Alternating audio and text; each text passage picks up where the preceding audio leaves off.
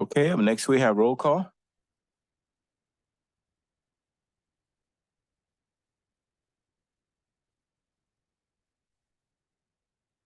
Ms. Martinez? All counselors present and a quorum has been declared. Okay. Up next, we have the agenda approval.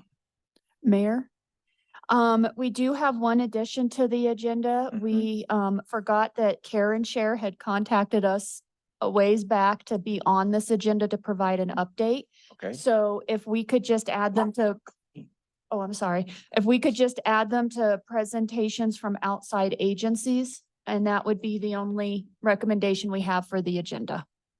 Okay, thank you so much, Ms. Sanchez. With that, Mayor, I'll make the motion to approve the agenda as amended. I'll second. We have a motion and a second. Any further discussion? Okay, if not, please start voting.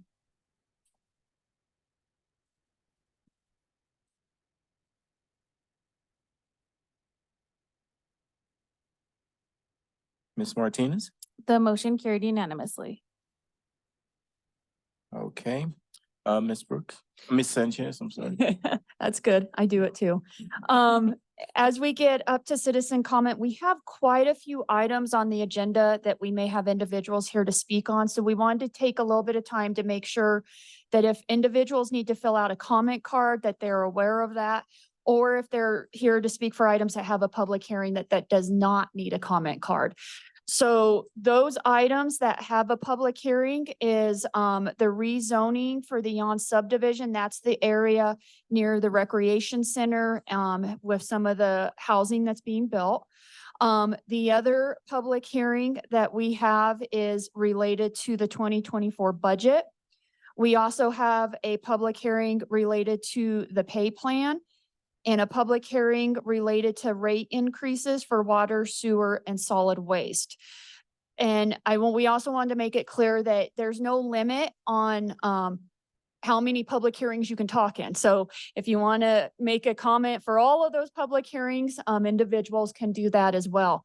Now, if someone is here to talk about an item that's either not on the agenda, or if it's on the agenda and doesn't have a public hearing, for example, the development agreement for the downtown hotel, you do need to fill out that comment card and submit it to the city clerk. And so we just wanted to make sure that there was no confusion on when people are talking and not talking.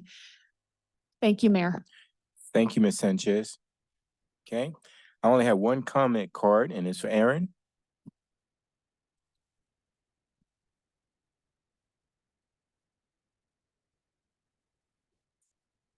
I don't know that, I think, is this working now? Yeah. Yes. Thank you, Mr. Mayor and Council. I am coming to you first as a member of our Kiwanis Club. I would like to formally invite council to come to our roadside cleanup. I know that there will be a proclamation later in the meeting about Day of Kindness. On Saturday morning, the Day of Kindness, from 9 to 11, 9 to 10, we'll be meeting to do roadside cleanup by White Pines Drive and 160, right by the Southway Crane. The Kiwanis Club will be working with the Key Club and others to clean that section up. And I'd love to see some folks come out to that. If there are any other members of the audience that would like to join us, you are welcome as well. We'll have little vests and gloves and trash bags to help keep our city clean. So I think that's pretty exciting. Really excited about some of the other things going on Saturday. I will now take off my Kiwanis hat and put on my Boys and Girls Club hat. Another thing happening on Saturday is the Boys and Girls Club Be Great Gala. It is dance themed this year. We'll have 4 couples competing in a dance competition. And it actually doesn't matter if you have those moves like Jagger. What matters most is the bids that come in, and we'll declare a winner based off of those bids. It's a really great annual event. It's our biggest fundraiser. And I want to thank this council for your continued support of our Boys and Girls Club. I don't know if you guys know how important it is for us to have funding that comes from our local municipality. It's not big in terms of percentage of our budget at this point, but it's regular and it's steady, and it demonstrates to foundations, it demonstrates to states and to federal grants that we're writing for that we have local support. And that means so much to the work that we can do. So we're able to take a contribution from the city and magnify that 10, 20, 30 times so that we can bring services in to do the support. So I just want to take a moment to invite you to our gala. It's going to be at the Sky High this year. We're really trying to embrace, our San Luis Valley commitment. And that's a beautiful new facility that we're excited to be in. So I'll have some invitations that I'll pass around a little bit later, but just again, thank you for the continued long time support from this council. Thank you. Okay, Ms. Martinez, if you can give the Zoom participants instructions of how they can raise their hand, because this is the only comment card I had, so that we can allow them to make any comments, that would be great. Yes, sir. If you're on the Zoom app and you want to speak right now for citizen comment, you'll use the raise hand feature in the bottom of your screen. If you're on a telephone, you'll dial *9. And Mayor, I don't see anyone raising their hand. Okay, all right. Good deal. So we're gonna go ahead and close the citizen comment section and come on down to ceremonial items. We have two proclamations. The first one is Domestic Violence Awareness Month. We're going to read it in English, and then we have that same proclamation in Spanish, in which Councilor Vigil is going to read the Spanish version. Councilor Griego is going to read the English version. Which one did you want? We'll go with yours first. Okay, all right. And for those of you who are here for this proclamation, if you can come up to the podium, because we may have some questions for you afterwards.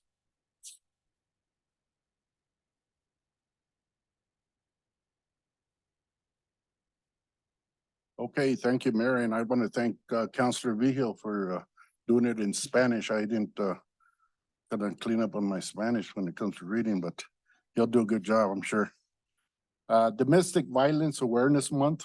Whereas domestic violence can take many forms, including physical, sexual, emotional, financial, and psychological abuse, and can occur in intimate partnerships, relationships, as well as within families and households. And whereas domestic violence can have severe consequences for survivors, including emotional harm, physical injury, mental health concerns, and even death. And whereas domestic violence not only impacts survivors, but also ripple effects on children, family, communities, and nations as a whole. And whereas Domestic Violence Awareness Month provides an opportunity to educate the public, mobilize community members, and engage in advocacy efforts to end domestic violence. And whereas it is important to recognize and honor essential work of the organizations and individuals who work to create safer communities and support survivors. Now, therefore, I, Ty Coleman, Mayor of the City of Alamosa, and behalf of the City Council, hereby proclaim October 23rd as Domestic Violence Awareness Month. Furthermore, in recognition of the essential work done by survivors, domestic violence programs, and victim service providers, I urge all citizens to actively participate in scheduled activities and programs sponsored by Tu Casa Inc. and other community organizations to work toward eliminating of an intimate partner violence. Thank you, Councilor Griego, for reading that. Now we'll go to Councilor Vigil to read it in Spanish. All right, I apologize if I butcher a couple of words, but Mes de concientización sobre la violencia doméstica, considerando que la violencia doméstica puede adoptar muchas formas, incluyó el abuso físico, sexual, emocional, financiero y psicológico, y puede ocurrir en relaciones íntimas de pareja, así como dentro de familias y hogares. Y considerando que la violencia doméstica puede tener consecuencias graves para los sobrevivientes, incluido daño emocional, lesiones físicas, problemas de salud mental e incluso la muerte. Y considerando que la violencia doméstica no solo afecta a los sobrevivientes, sino que también tiene efectos dominó en los niños, las familias, las comunidades y las naciones en su conjunto. Y considerando que el mes de concientización sobre la violencia doméstica brinda una oportunidad para educar al público, movilizar a los miembros de la comunidad y participar en esfuerzos de promoción para poner fin a la violencia doméstica. Y considerando que es importante reconocer y honrar el trabajo esencial de las organizaciones e individuos que trabajan para crear comunidades más seguras y apoyar a los sobrevivientes. Ahora, por lo tanto, el alcalde de Alamosa, Ty Coleman, y en el nombre del Consejo Municipal, por la presente proclamó octubre del 2023 como el mes de concientización sobre la violencia doméstica.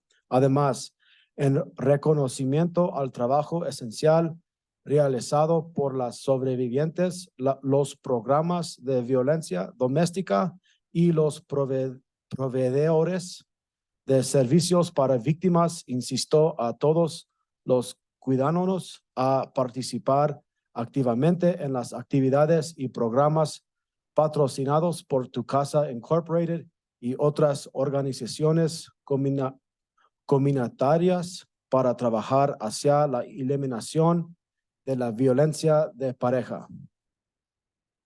Dado bajo mi firma y celto de la ciudad de Alamosa, Colorado, el 18 de octubre de 2023.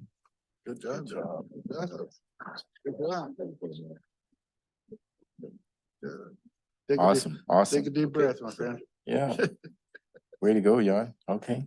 All right. So we'll let you all say a few words. I'm just going to say thank you for having us again this year. We always appreciate being able to come and address the city council and our community. I'm Teresa Ortega, the executive director at Tu Casa Inc. But I'm actually going to pass it off to my program director at Tu Casa so that she can share the information about Domestic Violence Awareness Month and the activities that we're going to be doing this year. But again, thank you. Gracias. You did a great job. Thank you. Yes, thank you guys for having us tonight. I'm Megan. I'm the program director for Tu Casa, so the adult side of things here at Tu Casa Inc. I just wanted to take a brief moment to go over some of the activity events that we're going to be doing this October, which is Domestic Violence Awareness Month now. And so our month is about halfway over, so some of our events have passed, but every Thursday is Wear Purple Thursday. Purple is the nationally recognized color for domestic violence awareness. And so if you'll see, our staff is mostly wearing purple, and every Thursday our staff wears purple, and we would invite you guys as our city councilmen and our community to also wear purple on Thursdays. And to post on social media if you feel comfortable. You can even tag Tu Casa Inc. if you want. And then October 27th, we will be hosting our annual Light Up the Night event, which is a candlelight vigil. It's meant to be a night of honor and remembrance for survivors of domestic violence and those who have lost their lives to domestic violence and loved ones of those who have experienced domestic violence. So we will be over at Cole Park under the West Pavilion, 6:30 to 8:30. With a candlelight vigil with some community partners speaking. And then we'll be doing a kind of flower drop into the river as well, just in honor of those survivors. So we'd love to see you guys join us.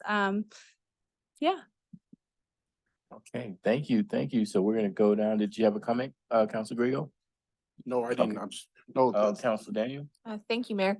I just wanted to say thank you. I think we are very fortunate to have an organization like Tu Casa within our community, and all of the work that you all do both for adults and children, and the education that you put on for our students and for our community members, and all of the connections people make when we think about a resource that many families use and need. Tu Casa always comes to the top of mind.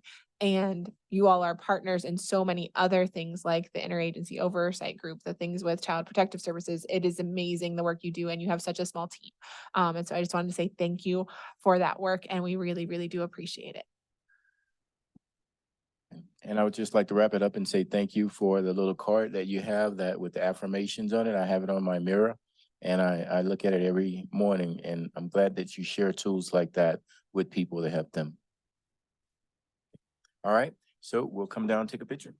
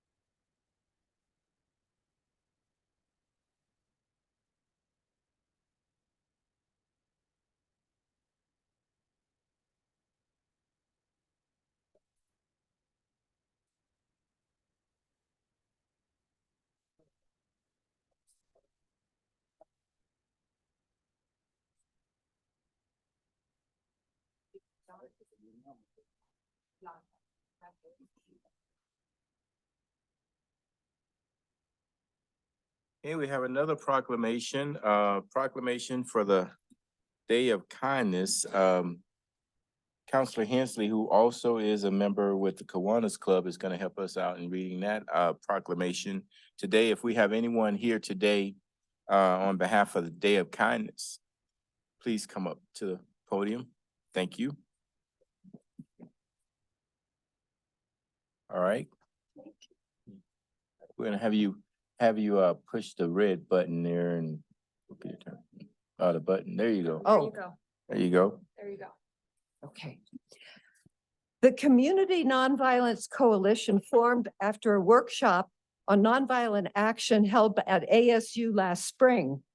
We've been inspired by programs emphasizing kindness that began in Anaheim, California in 2017. Kindness is a simple but a powerful concept. It's not just a feel-good thing. Many studies have found that kindness is associated with improved happiness and mental health, a stronger immune system, reduced anxiety, stress and depression, improved relationships, even a longer life. Not only do random acts of kindness help at a personal level, they also have a proven positive impact on society. Kindness helps build a shared sense of community, resulting in a stronger community ties that are more resilient and better equipped to handle challenges like earthquakes, fires, and crime. One program started by the mayor of Anaheim and the superintendent of the city's elementary school district challenged the kids to do 1 million acts of kindness. It took 2 years, but they did it. And in the 6 years following this effort, Anaheim saw juvenile arrest rates drop from 6.46 per thousand to 1.41 per thousand. With these ideas in mind, we've asked the city of Alamosa to proclaim October 21st, this coming Saturday, as a day of kindness. We ask everyone to purposefully perform some act of kindness that day. It could be to family or friend or a complete stranger. Let this day be the first step in making Alamosa a city of kindness. Perhaps this can be expanded to an annual day of kindness and then maybe to other measures. As the mayor of Anaheim said, kindness is contagious. If you change the culture so that everyone's a little kinder, literally everything gets better. Okay. Thank you. Thank you. Don't leave yet. We're gonna have Counselor Hensley read the proclamation. All righty. Day of Kindness Proclamation. Whereas a simple act of kindness can brighten a person's day, increase goodwill among people, build deeper connections and cooperation in our community, and promote healing of broken relationships. And whereas the City Council of Alamosa, Colorado wants Alamosa to be a community of goodwill, civility, respect, and cooperation.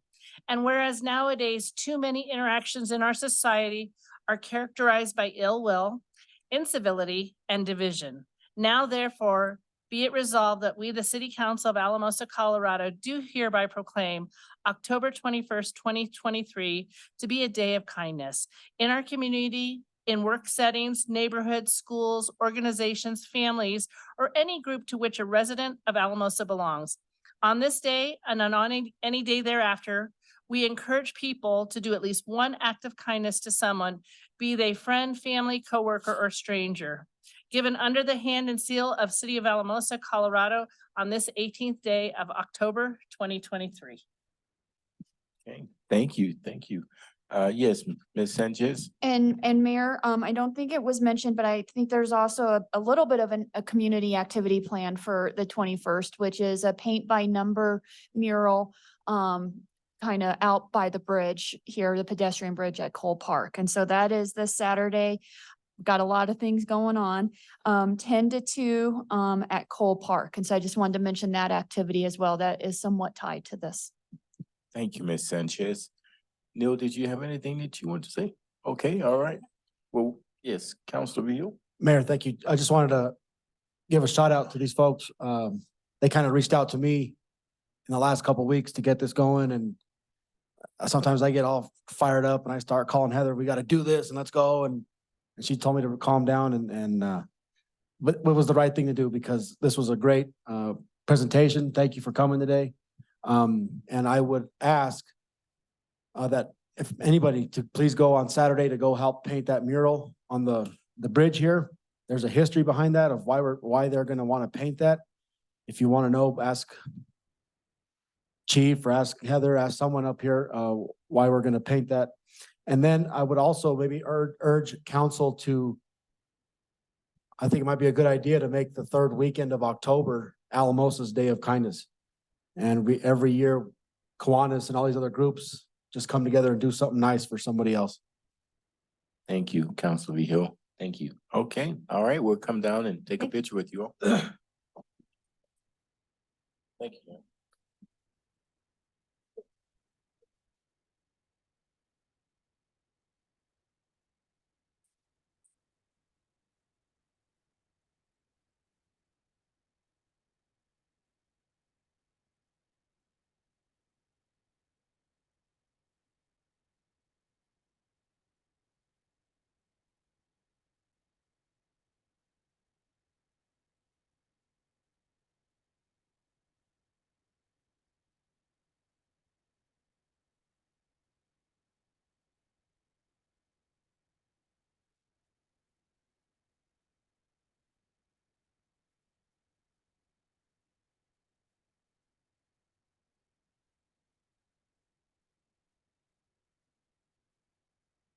It's a long way. I think so. Pretty awesome.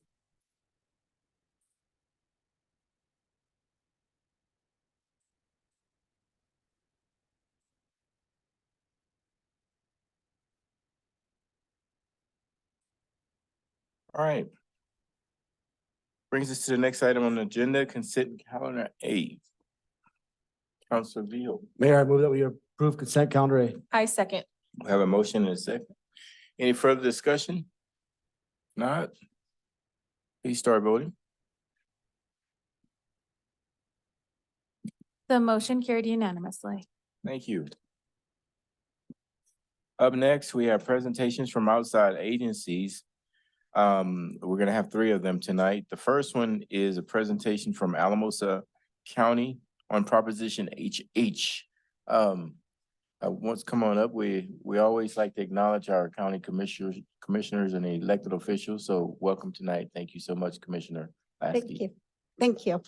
So I want to start with, I'm Lori Lasky, Alamosa County Commissioner. We have Ronnie Wisdom here, our city or our I don't know, somebody. She does everything. So I want to start with, we're here today to share with you our resolution that we did opposing Proposition HH. And first of all, very rarely are you going to find the commissioners making a comment on anything that goes on the ballot. We believe that this is a country for the people, by the people, and that your vote makes that decision. Unfortunately, when reviewing Proposition HH, we feel it's important that voters are informed and have a clear and concise ballot language and adequately describes the full impact of what a yes and no vote is.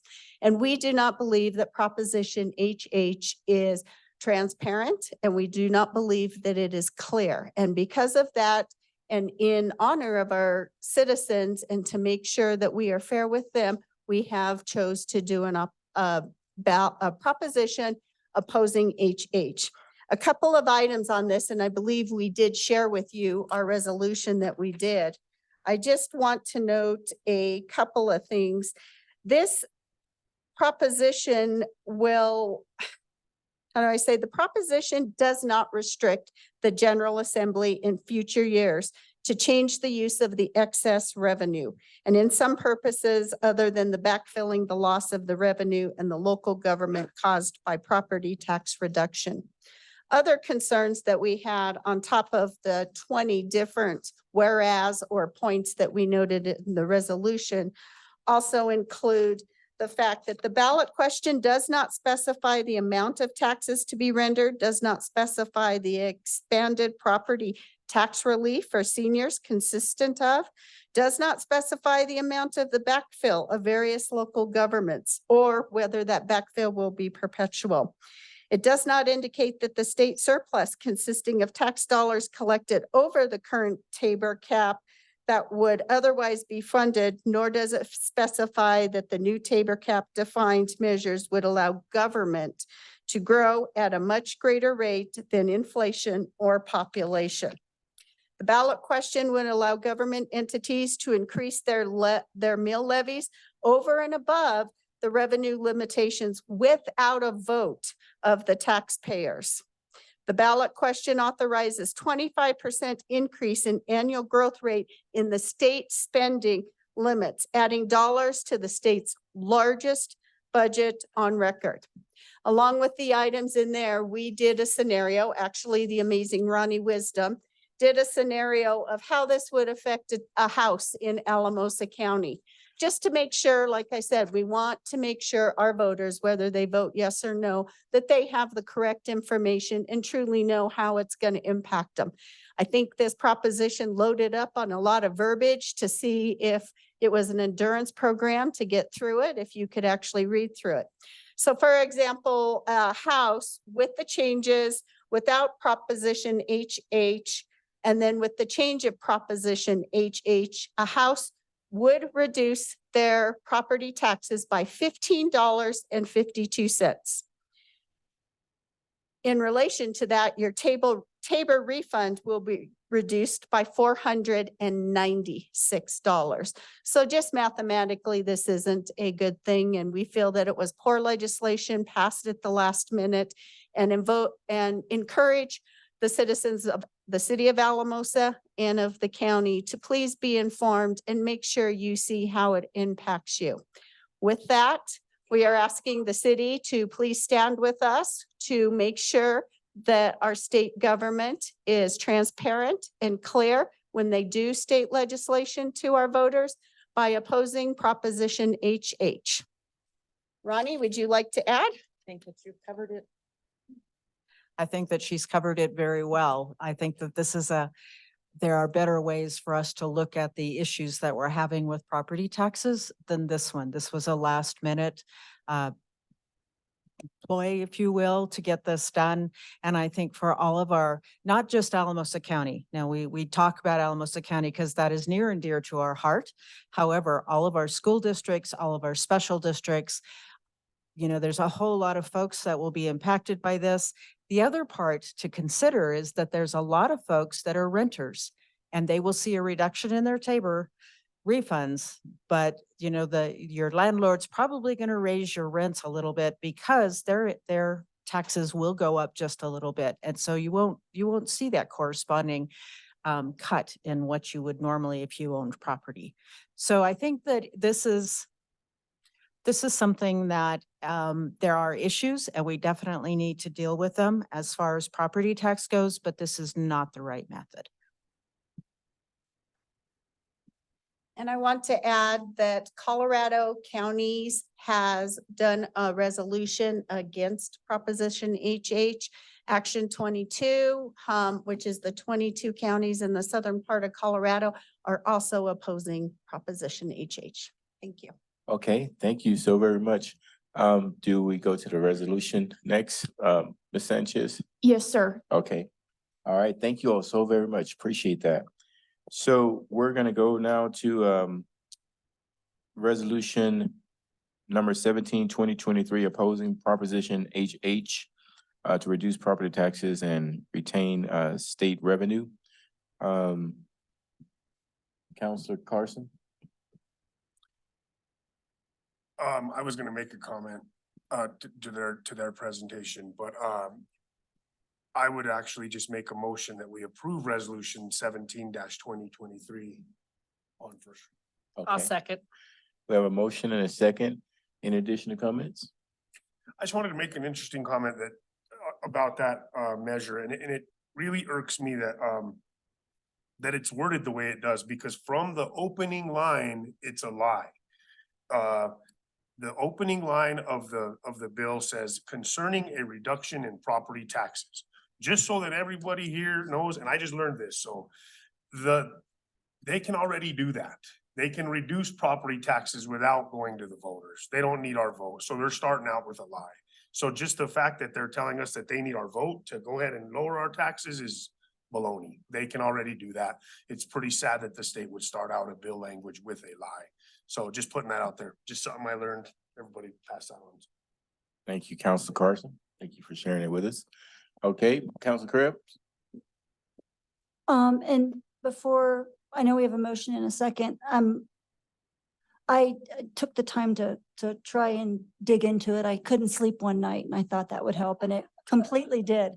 But one of the things that jumped out to me is the county was kind enough to give a one house example, but if you multiply that by every house in the county, it shows a significant reduction in what the county's coffers would be able to do moving forward. And it ripples out to the schools and the fire districts and such like that. So, yeah, absolutely. Okay, One more comment. sure.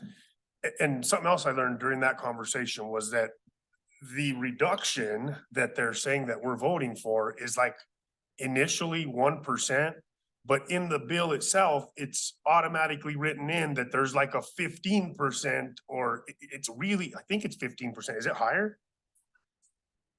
Yeah, but yeah, and it at a total, it's really exponential. So they're gonna drop it by 1 and then raise it by, it's a pretty significant amount immediately. So it's just a really bald-faced lie. It's crazy. So thank you. Thank you all for your comments. And we have a motion and a second. No further comments. Please start voting.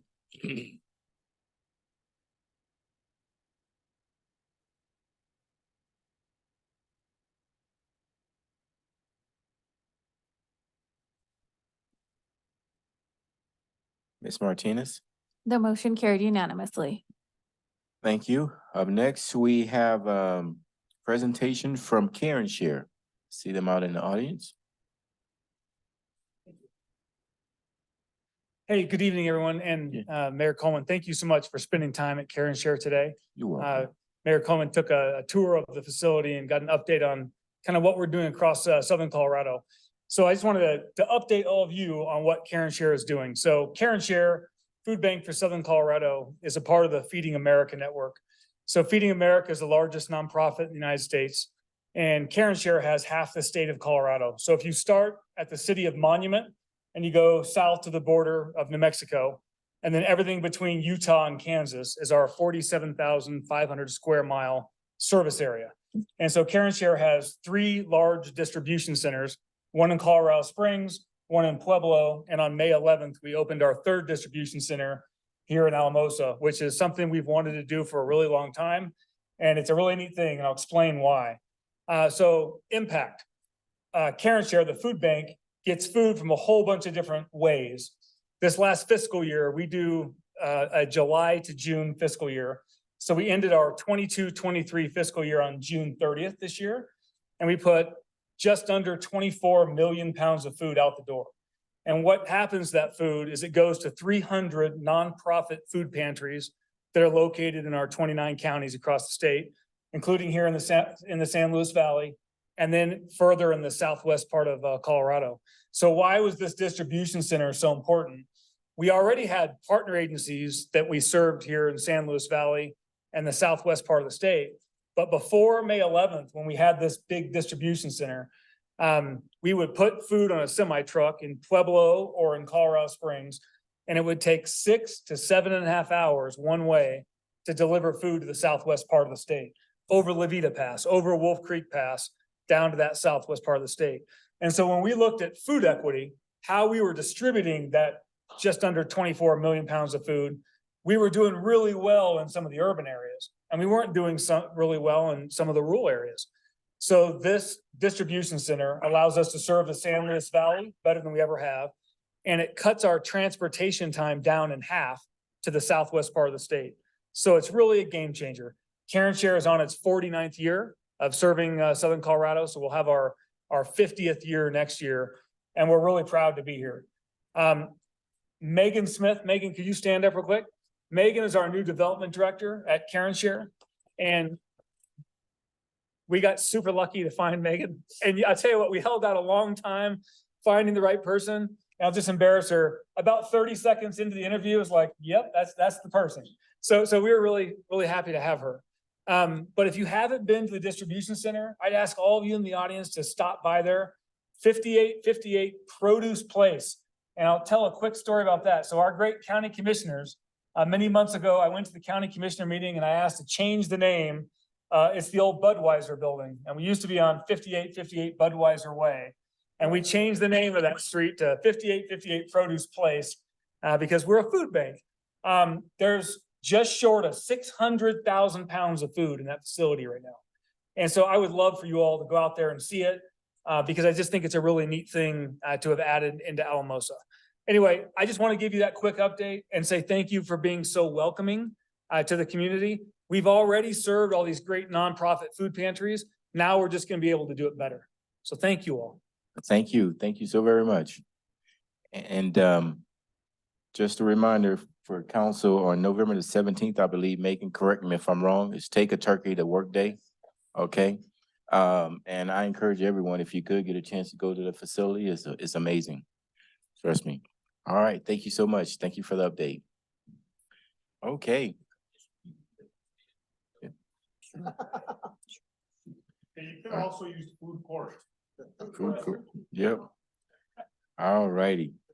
Okay, that brings us to the next item on the agenda. Board commissions, advisory board appointments. Thank you. Okay, council, so this is for you guys to make appointments to two boards. You're gonna make appointments to the Alamosa Housing Authority Board. We had 2 people apply for that, and there are 2 positions available. One term expires 6/1/2024, and the second one expires 6/1/2025. Your applicants for that are Denise Heersink and Billy Ulibarri. And then the second ballot will be for the Creative District Committee, which was just created recently. You have 7 positions available. Your initial terms are 2 and 4-year terms. So they expire 6/1/2025 and 6/1/2027. And thereafter it'll be 4-year terms for each. And then those ones do have categories that need to be, the applicants need to be put into the category. So you have your terms expiring 6/1/2025 for an at-large, a written arts representative, and a musical arts representative. And then terms expiring in 2027 are Main Street Committee member, history/culture representative, visual arts representative, and performative arts representative. On Monday, we had like 8 applicants, and as of today, we only have 7 because one of them withdrew on Monday. So you do have the 7 listed there. And I'll give you your ballots so you can vote. I'll start with the Housing Authority ballot.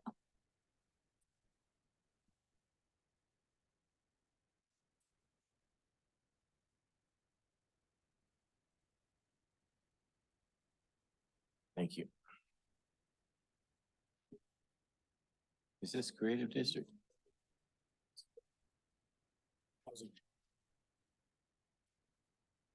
Hey, Holly.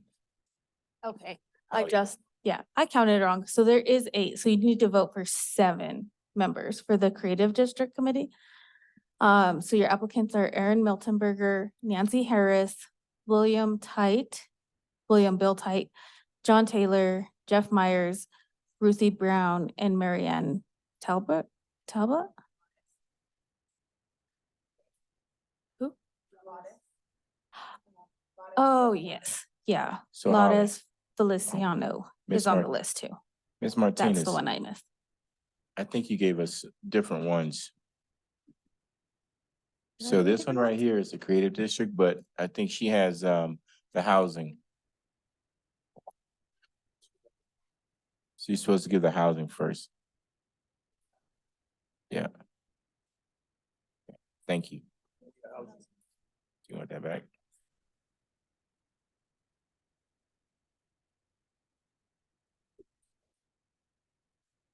Varsity ones too.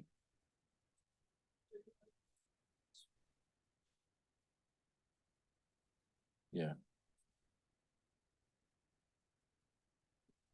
Thank you.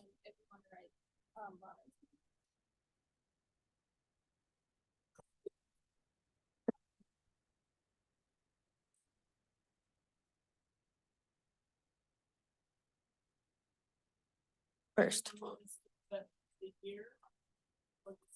So we, in the staff recommendations, we recommended Denise Hearsink to the 2-year term and Mr. Ulibarri to the 1-year term. So. Just because she submitted her application first. We didn't really have a better way to determine that.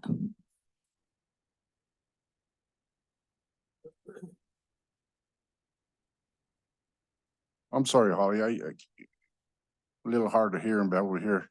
Tell me again on the housing authority, you want, On the Housing Authority, we were recommending to appoint Denise Hearsink to the 2-year term and Mr. Ulibarri to the 1-year term. thank you.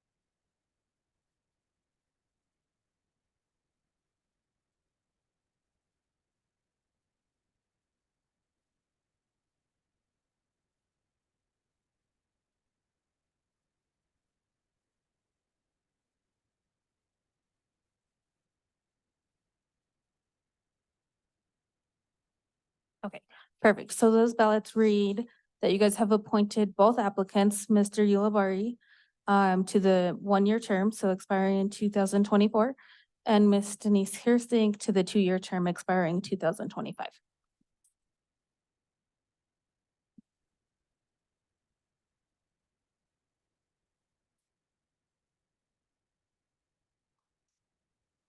Wanted us just to write the other person in. Yes, if you could just add their name and then if you want to appoint them and the position. So you'll need to appoint 7 of these people to the committee.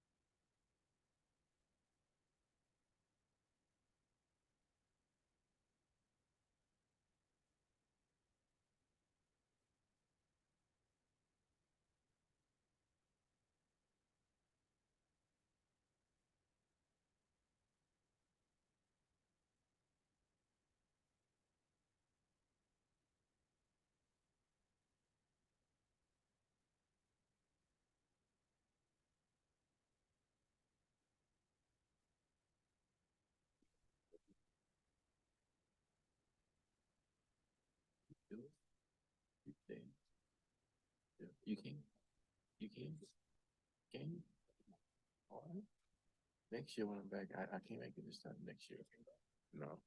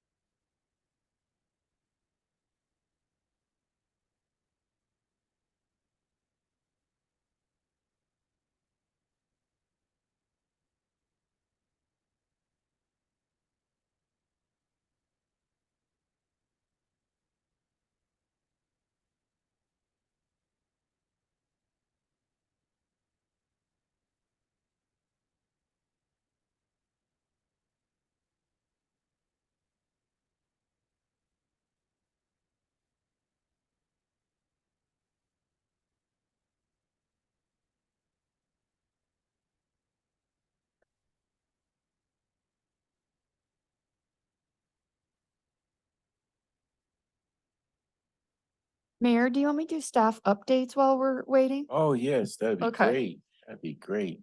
I just wanted to share with council that, some of us were able to meet with the Buell Foundation when they were in town. I think they were here to learn more about our efforts towards, early childhood education. And so it was a great opportunity, to really put forward the partnerships that exist across the valley to make a difference there. And obviously with Aaron in the audience and his role in the Boys and Girls Club with that new facility that might get built is a big deal as well. So hopefully we made a good impression and could help our community shine. Some of us were also able to attend the Alamosa School District Hispanic Heritage Celebration. I think that was just a great event to see, and there was a lot more people than I was expecting. So you kind of had to maneuver around in that building, but it was neat to see the community coming together and celebrating Hispanic heritage. I also just wanted to do the reminder that our monthly volunteer cleanup at St. Benedict is tomorrow at 4 o'clock. And then on Friday, some of you might have RSVP'd for the lunch with the ASU trustees. And so I wanted to give a little bit of a reminder on that. The other item we wanted to talk about is I think it was maybe a month or two ago, Ms. Brown was at a council meeting, and one of the questions she asked kind of percolated in my brain, and that was, why don't we put our work sessions on Zoom? And, you know, it percolated, and then I was a few weeks later talking to Priscilla, and she happened to ask the same question. And I think after coming out of COVID and now having Zoom capabilities, that really does give us an opportunity to really honor the values we have as far as transparency and engagement and those types of things. And so we still want to protect our work sessions in that they are a little more informal. It allows for more discussion from council and all of that. So we would probably still set the tables up and sit around the table, but we can simply move your microphones to around the table. And then that would allow us to use Zoom. It doesn't change how we handle public participation or anything like that. But it does allow for anyone who wants to hear what's being discussed at a work session to do so through Zoom as well, or they could attend in person, obviously. And so just wanted to share that, that we thought that was a good idea. And with the technology we have and the improvements IT has made and these microphones being able to be moved, that we think we could really easily accomplish that. So Holly's looking at me. She might be done tallying some of the information. Thank you, Ms. Sanchez. Okay, so after counting your votes, this is who you have appointed to the Creative District Committee. So for Main Street Committee member, you're appointing Aaron Meltenberger. For the musical arts representative, you are appointing Nancy Harris. To the visual arts, you appointed William Bill Tite. To performative arts, you've appointed John H. Taylor. To the history/culture representative, you have appointed Jeff Myers. To the written arts, you've appointed Marianne Talbot. And to the at-large representative, you have appointed Laris Feliciano.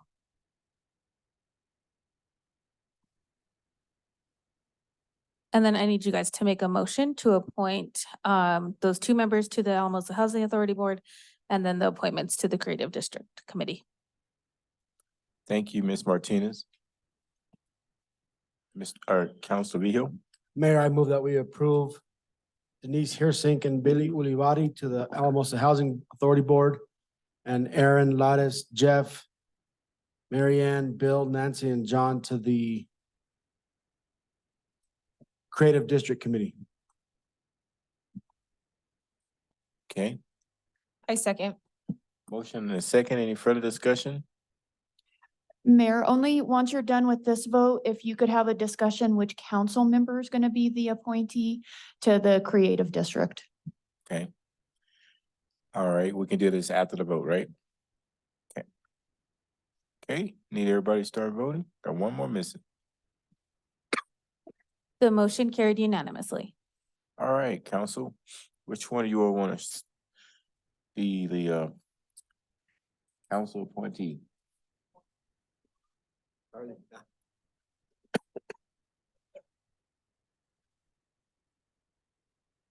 When is the meeting?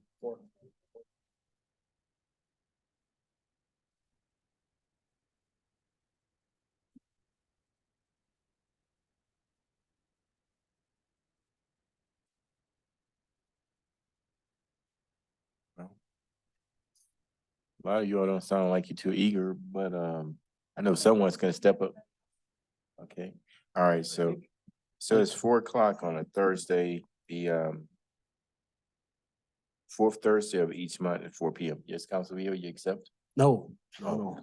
I just know that we also have an election coming up and maybe Right. that new person might want to get on there.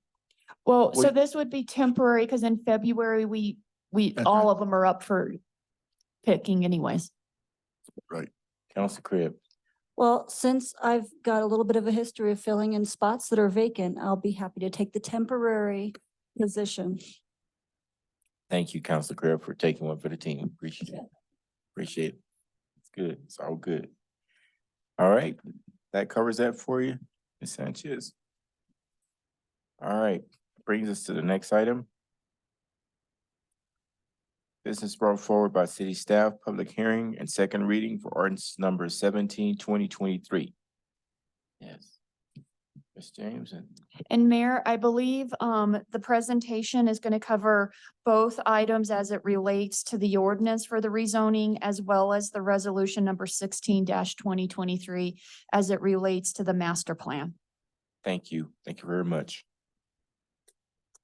Good evening, Mr. Mayor and members of council.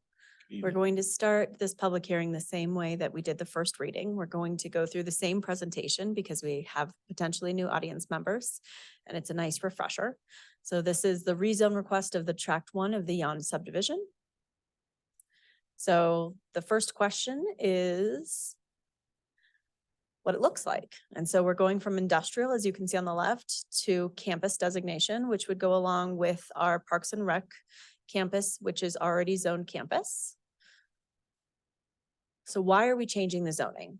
First of all, we just recently acquired full ownership on August 24th. We were previously joint owners of this property with the county. This was a property that we'd included on our list for mass rezoning. It was included in some of the initial work sessions. But ultimately, we decided to change the rec center campus to campus zoning and hold off on this one until the city had full ownership of this lot. Next slide. 3, campus zoning is one of our most unique zoning districts, and it's really sort of a special tool that we have in our land use code that allows us to make special distinctions for our large institutions. So now Alamosa, we're really lucky. We have a university system, we have a large school district, we have a large hospital campus. And we really believe that when you own large tracts of land like that in a relatively small city, that you need to be very intentional about how you use your property. The city also falls into that category. And so we own a number of properties. Not very many have vacant land, but it gives us the opportunity to really look at our needs and our growth patterns in the future and decide what we really need in our community long-term. And so this is our first use of the campus master plan tool in our land use code since it was adopted in 2017. And the staff really worked hard to set that standard for what we thought a campus master plan should be. So it really is very thorough, goes through the history of that area and of the fairgrounds and of the city-owned property that's vacant there, and then really talks about the future of the property and why campus designation is so important so that we can grow and fill the needs of our constituencies. So that means, oh, sorry.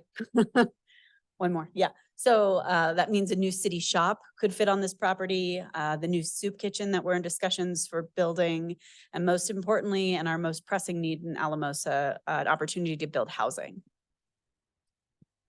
Okay, so number 4, we are in a housing crisis. I don't feel like we can say this enough as staff. I think council really understands how dire our needs are, but this is an opportunity for the city to really hit a target population that the private market probably won't absorb. And that's the goal for this housing development. The other thing to really look at is that it's it's mostly grant funded, almost completely at 2.34 million. And the property that was located here, not only do we not own very much vacant property, but the utilities are there, paved roads are there. It's adjacent to city-owned property. It's adjacent to our behavioral health center that's within walking distance, within to social services, to the food bank. All of those things are literally within walking distance of this site, and they're all amenities. So who is this housing for? I feel like this is the question that we get most often. So one of the main populations that we were encouraged to serve and to really look at housing for in our housing action plan were people who had experienced homelessness. And so if you're at risk of homelessness, at risk of losing your home, or you're a person experiencing homelessness, we were supposed to try to create 20 to 40 units. So at 18 units, this gets us almost halfway there. So we are 155, that's not a word. Rental units short. So that means that rentals go to the most competitive applicants. And so one of the things that's really important to realize about this, I think that a lot of people, and especially on social media, have decided that this development is just for those exiting homelessness, or just for those that don't have jobs, or just those that are exiting the justice system. It really is for anyone who has maybe an irregular employment history. They've had too many jobs in the last few years, or they don't have a great credit score, or any of those things where they just they're on their way to being successful, but they need help because they can't find housing anywhere else. So what they need is a solid rental history for a year or two, and then they can transition to other affordable housing in our community or market rent housing. And that's really for who this is for. This is only 18 units. So really the city needs these tenants to be successful. We need them to move in, be successful, find other housing, and move out so that we can serve more people. It's not a lot of units. It's not appropriate probably for those at St. Benedict. And I know that St. Benedict is very close by, and the soup kitchen will be close by if it's built there. But generally people at St. Benedict aren't ready to be housed for numerous reasons. So even though there will be wraparound services that will support this development, it's not really for those individuals because we really can't put people into this housing that aren't going to be able to successfully stay in this housing. And it'll help them build just the rental history that they need. So it is low income, it is transitional. People will be exiting homelessness, some people will be exiting the criminal justice system. We're not saying those won't be these people, but we are saying that really they're the people that mostly already have jobs and are mostly really ready to be in the rental market, but just no landlord will rent to them. Okay, so San Luis Valley Housing Coalition, Dawn Melgares is in the audience this evening. I think we all know her. They will manage the housing, and this was a very carefully selected partner. So Dawn has a lot of experience in managing these low-income properties. I mean, I've told a handful of people on the phone while explaining this development that she runs a pretty tight ship, and she balances being a compassionate landlord with making sure that people follow the rules. So the application process will have a background check and a credit check. People will pay rent. They will probably use the Section 8 voucher system, but as do many, many people in our community, including those in market rate housing. So there will be an on-site manager, and that's not special for this development. Every development that Dawn has an on-site manager. It's part of how that code of conduct is enforced. Any person that violates the codes of conduct, as much as we don't want people to be homeless or unhoused, if you violate the code of conduct, you can't live there, and there will be a formal eviction process. So behavioral health will provide the wraparound services. This is a behavioral health grant that's paying for the development. And they'll provide mental health support, also career services and other things so that people have the greatest chance of being in these rentals for a relatively short amount of time, 1 to 2 years, and then moving on so that we can support further individuals in this development. So people have noticed that we've already started construction, and it's true, but it's also something that we do all the time in the building department. So long before I ran the building department, it's something that historically has always been done because we live at 7,500 feet and our building season is very short, and the freeze comes early and sometimes the thaw comes late. And that means that if you need to do dirt work, we don't require permits for that anyway. So you can move forward with moving all the dirt you want. You don't need a permit. And we even get to the point sometimes where you have to pour concrete. And if you pour concrete in the dead of winter, it is possible, but the cost goes up exponentially because you have to use heaters. And so it can really kill a project, whether it's for a single homeowner or it's any sort of multifamily or commercial development. And so we often separate permits. So we'll issue a permit separately for the foundation and then the rest of the structure. So we also do this when there are land use approvals pending. And especially in the last couple of years, we've been even more permissive if it has to support housing. And so we've done it forever. We've separated the two permits and allowed people to go forward even though they need land use approval. Usually it's something minor like a zone change or a variance, but they have to go before planning commission or council. But at the same time, are we really going to cost people an entire construction year over a land use decision? And so we give them the option and we say, everything you build out there, you build at your own risk. And if ultimately your zoning application or your variance application is denied, you lose all the money that you put into your development.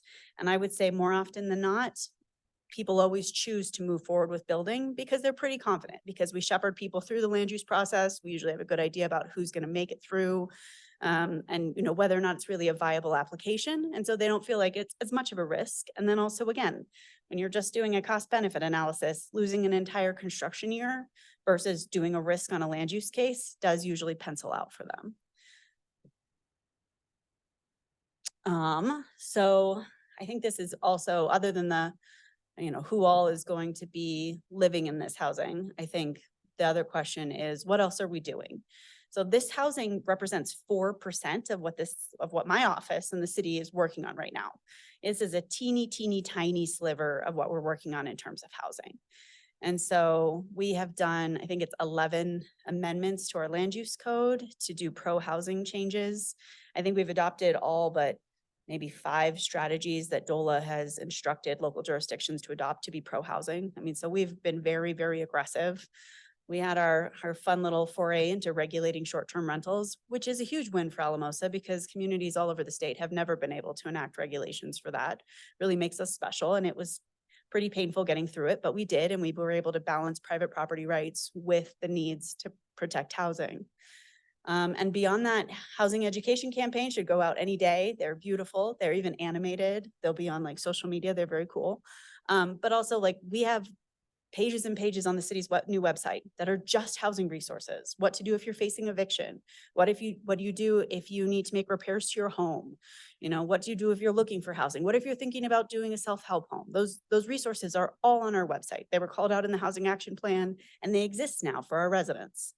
And then also we partner with just about every developer that's interested in partnering with us, whether or not you're building a duplex or you're building multifamily. And so two of our most promising partners right now are CRHDC, which is a once in a lifetime housing development. And I can't stress enough, as many times as we've talked to council about Tierra Azul, they could have chosen anywhere in the state to build. And they chose to build in Alamosa because they've been here for 37 years, because they've built 16% of all of our housing, and because they're committed to us as a community. And so we were just awarded $4.2 million to do infrastructure. So that's water, that's sewer, that's roads, that's stormwater. The first two phases are 137 units. We've applied for an additional 1.9 million. City manager and I are going to Avon on next week to present to the Energy Impact Mineral Fund Board to try to secure that last funding. They said it's an extremely promising project because it has huge implications for housing. I mean, it's a massive project, and ultimately the infrastructure that 6 million would fund will build out 406 homes. So it's a huge development, and it's people that work in a grocery store all the way to those that, you know, are working at the hospital. It covers almost the entire breadth of our workforce, up to people making, so I mean, somewhere between making 20,000 some all the way to making 72,000 some, which is really almost the entirety of Alamosa's job market. So these are workforce homes. And what's great is they're not just rentals, and they're not just for sale units. Like there's a mix of homes, and they're pretty much ready to build. Engineering's done, architectural stuff is done. It's a matter of putting the infrastructure in the ground, and they will break ground in April. So that one's ready to rock and roll. Beyond that, another project that we're working on with the Housing Coalition is the Boyd redevelopment and the Century Mobile Home Park. So we just applied for $4 million for the Boyd School Development. Don Melgares and I met with the state this week. Also, again, incredibly promising project. The architectural designs are done. They're kicking off the engineering phase. It's a beautiful development. And it's, you know, adaptive reuse of a historic building, so that building doesn't sit empty. We did also partner with them on a $100,000 pre-development grant that helped do those architectural designs. Council was willing to loan up to $1 million to the Century Mobile Home Park to save it, because mobile home parks are the most affordable housing in any community in the country. And ultimately, the Housing Coalition only needed the 60,000, but we also paid out of the city's housing fund, which was ARPA funds, $17,500 for the preliminary engineering. So we can move forward with the USDA actually funding and building all the wastewater improvements at the park. So we know the wastewater is in bad shape.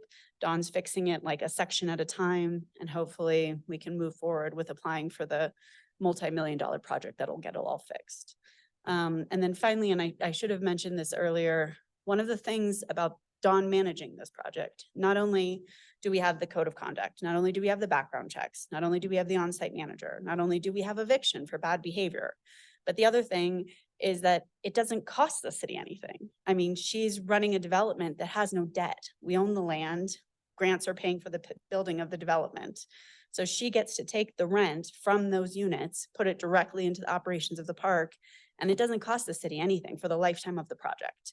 I mean, it's really like housing developers would kill to have a development that's going to work as efficiently as this one will.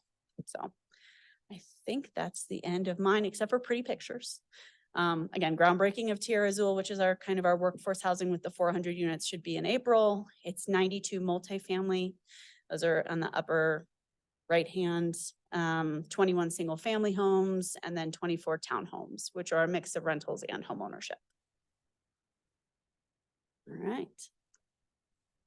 Good evening, council. My role here is as the physical embodiment of the Unified Development Code. sorry, it's not more pretty than that. So my job is to be the neutral arbiter of the code and make sure the boxes are checked. So regardless of if the city is the applicant or if, it's anyone, there's still standards that have to be met. And my role, regardless if the city's applicant or not, is to make sure that all the boxes are being checked. So when we look at any rezoning application, we have to make sure that there is no extra hazards that people are being exposed to. So let's say there's a nuclear power plant there and we're going to put housing. Well, that would be a project killer.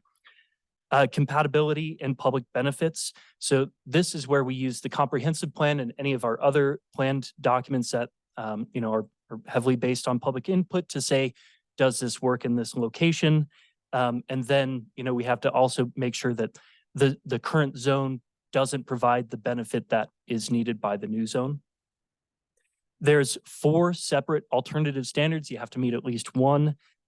This project meets number 2 and 3, which are implementing the vision of the comprehensive plan, which is regarding city services, and then also the greater need for the development that this specific property can provide by being zoned campus versus industrial.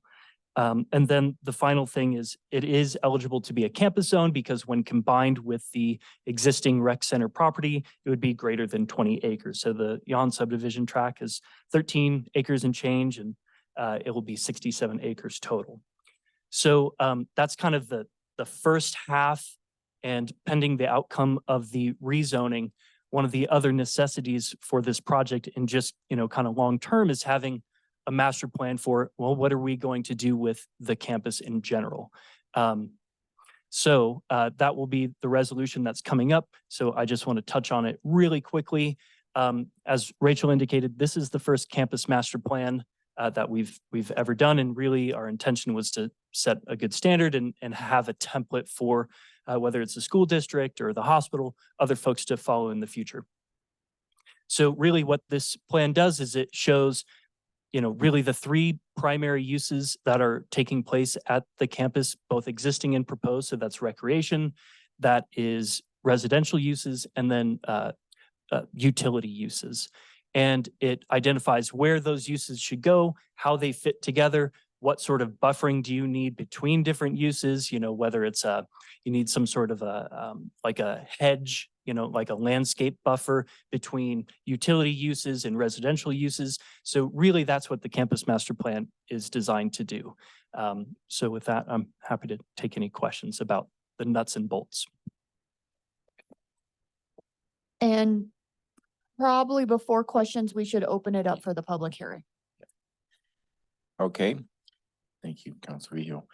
So we're going to go ahead and open up the public hearing and second reading for ordinance number 17-2023, an ordinance rezoning tract 1 of Yon subdivision from industrial to campus. If we have anyone in the audience who would like to make any comments, please come up to the podium and make your comments in regards to this ordinance, and then we'll go to Zoom afterwards. Okay, go ahead. And if you could state your name. Good evening. I'm Dawn Melgaris of the San Luis Valley Housing Coalition. And I'm here just to, thank the city for all the work they're doing to be pro-housing. As a landlord who offers affordable housing, we often see many of our applicants have barriers to housing because of their federal funding sources. And as a community that wants to see people housed, and we hear over and over that they want to see a solution to homelessness or many of the other things going on in our community, this is a very small step to help that situation. Though funding sources going into this project are allowing the Housing Coalition to remove the barriers that traditional affordable housing puts on people and that the open market puts on people. As Ms. James said, that when you're short housing, then your small landlords and large landlords alike get to be more picky on who they put in. they often set standards that are almost impossible for workforce and low-income households to meet. That's typically where organizations like mine come in with our housing that we're already providing, but then we have the barriers to housing caused by our funding sources.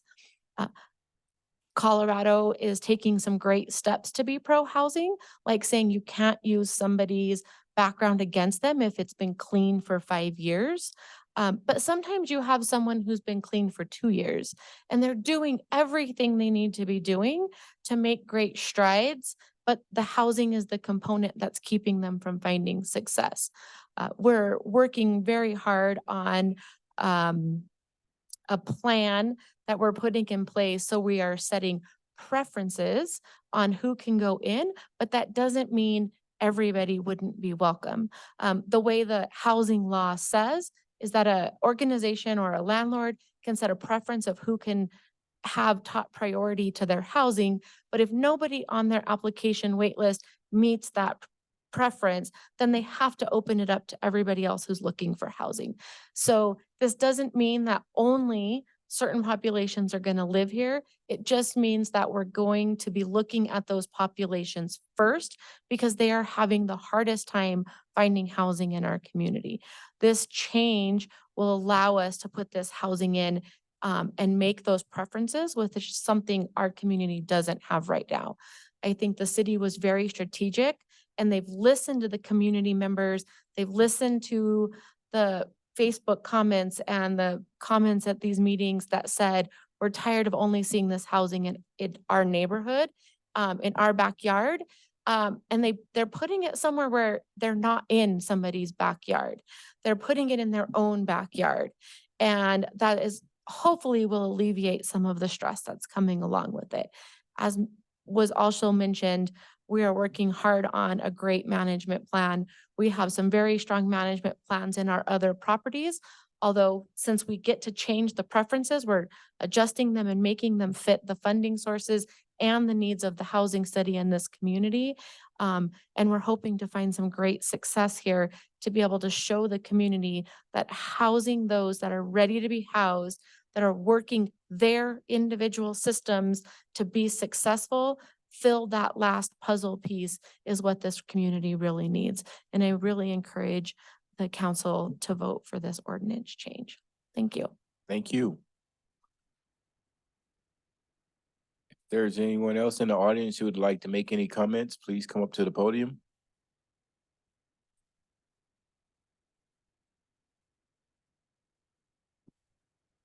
My name is Ruthie Brown. I live at 711 State Avenue. I want you all to remember that this is America and I do have a right to my opinions. I want to say it's sad to be here. It's sad that more folks aren't here. It's sad that more folks don't care about what the city is doing. Why? Because many people believe what they say won't matter.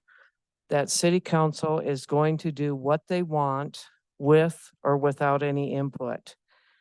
Can you tell me that if 40 or 50 or 100 people had shown up tonight and spoke not in favor of the transitional housing, would you not do it? I don't think so, because you know what's best and you received a grant. Who would turn down a grant? It's free money. Why do folks think their opinion doesn't matter? I think part of it is the timing with this public hearing.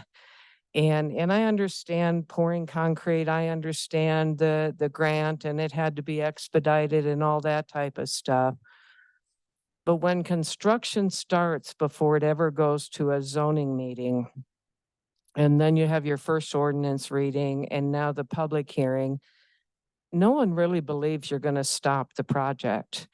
And I've talked to members who served on other zoning committees in the city of Alamosa in the past, and they told me it was never done this way. They told me it was Your I's had to be dotted and your T's had to be crossed before you moved on. And then you can say a developer is willing to risk that money.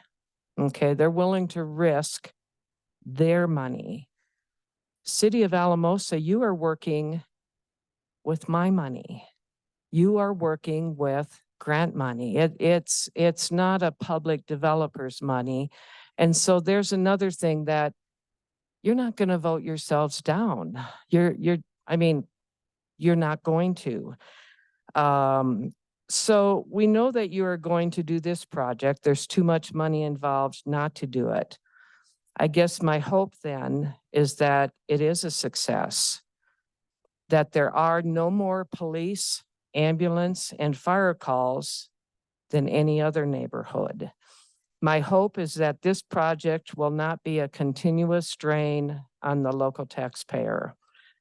My hope is that the residents can and are expected to keep this project clean. My hope is that every unit does not have all their extra belongings under a tarp on the side of their abode. My hope is that you will serve our true local population, not someone who has lived in the valley for a month and then moves to Alamosa, but our true local population. My hope is that if kids have left the local foster system and they're couch surfing all over the valley, I'd like to know how many that is, that maybe further education be a requirement, that kids are signed up in a vocational program or whatever, CDL, ambulance, construction, welding, and that if their grades are kept up, they get to stay in this. It's a privilege. It's going to be a privilege to stay in these places. So if their grades are kept up, they get to stay. If they're not, they're out. Just another idea. My hope is that all will pay a fair rent, and not just with vouchers. Seems to me it would be real easy to create a positive rental history if you're allowed to pay with vouchers. I don't get that privilege. And I guess I was raised to work. And I've worked my whole life, and I've worked 2 and 3 jobs and done whatever I needed to do. So I hope a work program or something is in the equation someplace. My hope is that this project is not an upper scale homeless camp. The homeless camp, where in the beginning, citizens were told that we would only be needing to provide porta-johns. The costs now exceed $95,000. Grant money isn't free. Maybe politicians think it is, but I'm a worker. I don't think grant money is free. My hope is that the police and other first responders, again, are not inundated with calls as they have been with the homeless camp. I'd like to see some data on how many calls we do have at the camp.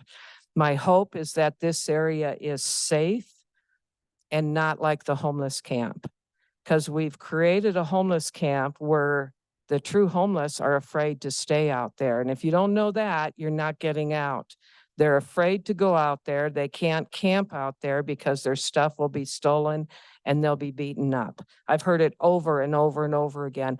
I know medical people who have been warned not to take clients at the homeless camp because it's too dangerous. What have we created? And yes, it's not all reported because, that's not going to look good, and maybe there's some fear there. I hope the property value for the folks across the street doesn't go down. Be great if they could get that reassurance. Can you tell them their property values won't go down? I think it's Salazar's on the corner over there, or maybe a grant could be. Yeah, okay. Maybe a grant could be written to buy them out and build something else out. And we hear 1 to 2 years. that people can stay here. And I help people. I help a lot of people. And I always hope for them to succeed and they get lectures and are they hanging around the right people and jobs and work and work and work and work. So, and I have no doubt that Dawn runs a clean operation. But the concerns are when you go out to the homeless camp and you see what's out there and you're going to clean up what we call illegal dumping. Well, you can't even drive into where those camps are, the huts are, or whatever. So if the I haven't seen the illegal dumping outside of the chain. Everything inside is what people haul in. It's not illegal dumping and we're still cleaning it up. So I hope on this entrance to our airport, we are not creating a nightmare, and I hope we hold the people who are fortunate enough to live there, that we hold them accountable. Because otherwise we just have another nightmare. Thank you. Do we have anyone else in the audience who would like to come up? If so, please go up to the podium. I'll be brief. My name is Can you push the button right there at the bottom? There you go. That one. My name is Judy McNeil Smith. I was here 2 weeks ago. I'm speaking just as a resident of the city of Alamosa. I know it's a complicated issue in terms of housing. When I moved here in 1992, it was hard to have housing then. My husband and I and our 2 children only were able to have a house because one of his colleagues at the college found a rental for us. We got it sight unseen because we had kids and needed somewhere to go. That was in 1992. That's almost 30 years ago. And I think our housing, taking on the challenge of housing for all our community members has been, I applaud the amount of time and effort that has gone into really trying to address that. And I just want to give my support that everyone needs a chance. And I believe that this is an opportunity to further the opportunity for people to be housed. And so I would hope you support this. Thank you.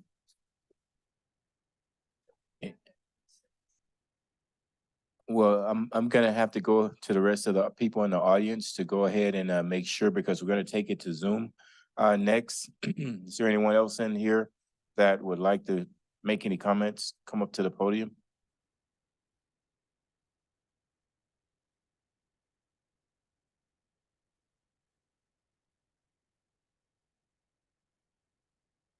Guess it's this one. Hello, my name's Gary Stidehar. I'm the guy across the There street. you go. No, I'm not a resident of the city line right there. But I know that just because I'm not a resident of the city, that you're not accountable for your actions to me. It all sounds great. But anybody with an ounce of common sense knows most of it won't fly. Alamosa now is rated one of the worst cities in the state to live with. That's your legacy, Ty. And it's gonna get worse. The county's against it. I talked to them. I just talked to the sheriff's department. They said, be politically correct. Just tell them we feel that we have grave concerns. Grave concerns. These are the people that have to live with this. Not somebody up here selling you all this fluff. Common sense tells you it's not true. I talked to Rachel at length the other day. A lot of it's a good thing. A lot of it's a good thing, but you're taking it too far. Alamosa is already known as the place to come when you don't have anything. We have so many abusers of the system in this town. Some people I know just moved back here after 3 years. They were gone 3 years. She said coming back, it was like a slap in the face. The degradation that's happened in this town. The homelessness all over. Some of this stuff like across the street, I asked Rachel, what happens at the end of 2 years? They move on. What's there for them? Nothing.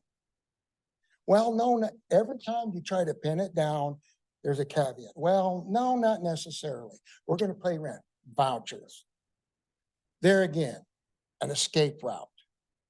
Always an escape route. Some of it's good.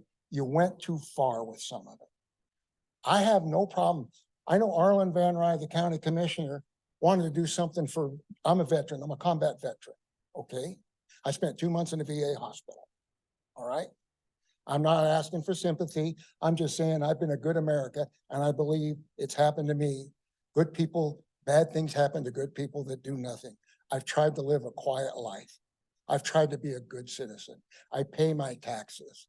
You know I'm an honorable person, Ty. This is not honorable. I appreciate the calls. Rachel called me the other day. You've reached out to me. I've had so much sunshine blowing up my you-know-what at sunburn. Common sense tells you a lot of it's not true. What I'm asking you is, I applaud you for some of it. Scale down, like across the street. If it was for veterans getting out, I know what it's like. They get out. I carried a mortar, not me. I know a guy that carried a mortar plate. He has no skills, but he has a mindset. He's willing to work and all that. If that was to help veterans get going, I'd be over there with a shovel, helping you guys. But look at what you put up there, what it's going to be. I asked Rachel the other day, somebody making $38,000 a year, we won't get into specifics, we won't name names, would they qualify? The answer is no. I've had people knock on my door. Will this be for decent people? No. No. 38,000 person still making $38,000 a year. They don't qualify. They're too good. They're too good. But we're addressing homelessness? No, we're addressing squalor. We're making it easy to come here. The new Denver mayor said they're gonna get rid of a lot of the shelters because it's just exploding up there. Guess where they're gonna come? Guess where they have been coming? We have homeless people on parole. They come to Alamosa because it's so easy to get the services here. You live on these streets, you see it. Ride with the cops, ride with the police. I was EMS for 8 years. When I retired, I decided I want to do something worthwhile. I went back to school and I worked part-time for the ambulance for 8, 9 years. I watched it grow. I don't care about what kind of, you can make statistics, say anything you want. Talk to the person with a shovel in their hand. Talk to the person on the street. See the degradation, and it's getting worse, and it will continue to get worse. Some of the housing is awesome. I told Rachel that, but you went too far with that across the street. And I don't think I'm too good. I don't think I'm better than anybody. But you're saying it's for this and that. If it's such good people, why are you putting it right next to that homeless camp? My God, Detox and Comcor gripe about the homeless camp. Think about that. They're afraid to go to work. Think about that. And you want to expand it. I don't care what kind of fluff you give that project. It's nothing but hot air. It will not fly. If that's what we're going to do to make, if we want to make Alamosa the worst place in the state to live, keep it up. Because that's where we're headed, because we're climbing. We've been climbing. And that's not addressing the issue. Talking to these people that just moved from Salida, they're addressing their housing too. They're trying to build houses for the police department, to attract teachers, medical workers. The backbone, the people with the shovel, that's the type of housing they're trying to build. What are we building? What's our initial project? Not for them. I would love it if we had something like that across the street. I would love it. So if there's any way, I'll appeal to your common sense. Maybe you think you're a lot smarter than me. You probably are. But I've been around the horn a lot more than most of you. And I've seen reality up close and in my face. And this is not real. The consequences will be real. Consequences are always real. Consequences are always real, people. That's your legacy. That will be your legacy. So think about it. If there's any way to amend some of this, what you want to do, all you've done was start with the basic earth moving there. I understand the thought process behind it. It also tells me that it was going to get jammed through. You're not going to risk that much city's money to turn around and turn it down. But rethink it, rethink it. Even 6 months, give your time to rethink what you're doing, what's happening. Go ride with the police, go ride with the sheriff's department, go ride with EMS and see what it's like. Alamosa, when I left, was running 3,000 calls a year. Alamosa, 3,000 calls a year. And most of it drugs, and it's growing, it's growing. That's 10 calls a day. Laying in the streets. I know, I went to romp so many times, I got covered in blood by people. And they have AIDS and every kind of thing, and they don't want to be saved. You put them in, they'll be right back out on the street. I know, I used to think that, to try to help them. You've seen some of them walking down the street. They have families to try to help them, of no use. Talk to the people that know, that deal with this. Go talk to the sheriff's department. Get their honest opinion. 80% of them are not salvageable. So common sense says what you're putting in out there, 80% of them are going to fall into that category. And you've created a vacuum. Oh, look what Alamosa, here it comes. Rachel asked me a question.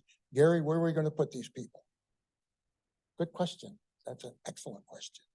The problem is, a year from now, 2 years from now, 3 years from now, 4 years from now, with the way Alamosa's mindset is, it's going to be the same question. Where in the hell are we going to put these people? Because they're going to keep coming. They're going to keep coming. I've seen it firsthand. And I can't believe you haven't seen it. And I can't believe you're not appalled what's happening to this town. Go ask Salida, like I said, what they're doing. They're trying to build houses to attract the backbone, cops, teachers, medical workers, whatever. Because those people, a teacher, go look at the school system. I think a starting teacher in this town makes 40 grand a year. 40 grand. You think they can afford a house? After you're done with that project out there, they're still gonna be able to get a house? No. But that guy that just got out of jail, that irregular work history, whatever, he's got a home now. What's your priority? There was an author I admired one time. He said, when people feed you a bunch of bull, don't get angry. Get angry when they expect you to believe it. You think about that. Think about it. But anyway, I thank you. And Ty, I'm still your friend. I'm still your friend, but you're wrong with some of this. You're wrong. And you know I'm right. Have the courage to step up. Thank you. Thank you. Thank you. Okay, anyone else in the audience? Come on up.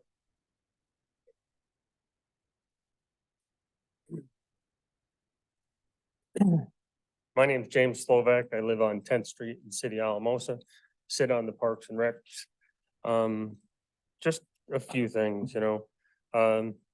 this master plan in the Parks and Recs, never saw anything even brought to the board at the Parks and Recs.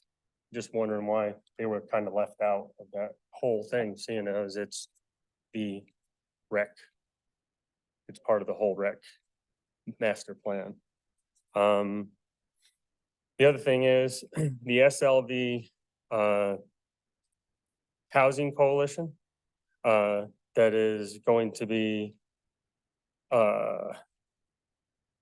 managing these 18 new homes.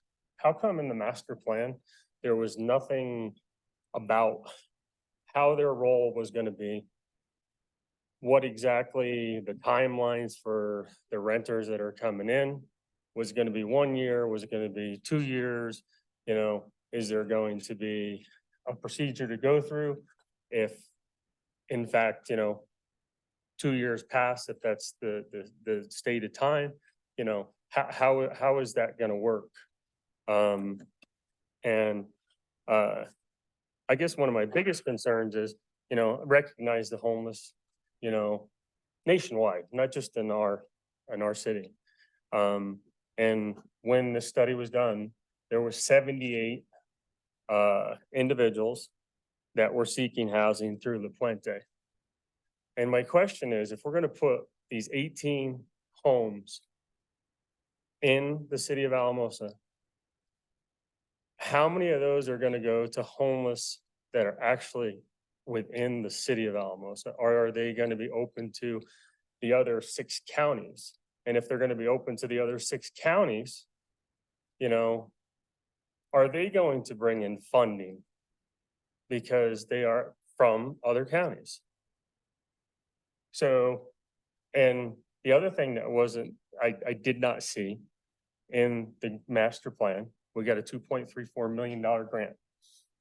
But there nowhere was an estimated amount of, will that $2.34 million cover these 18 units and the infrastructure?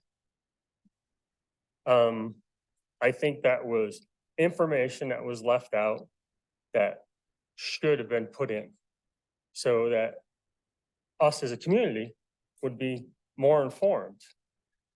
And I heard you say that SLV would be taking it over. I read how one of the units are going to be for a manager of the 18 unit community. And I hear Dawn, correct, say that you will be collecting the rent. Okay, who's going to be responsible for the maintenance on all of these buildings? I mean, so SLV, no matter what, from here to the beginning, to the end of time with those buildings will be responsible if they need a roof, if they have a pipe break, any of that infrastructure, okay? That wasn't in the master plan anywhere that I read. So, I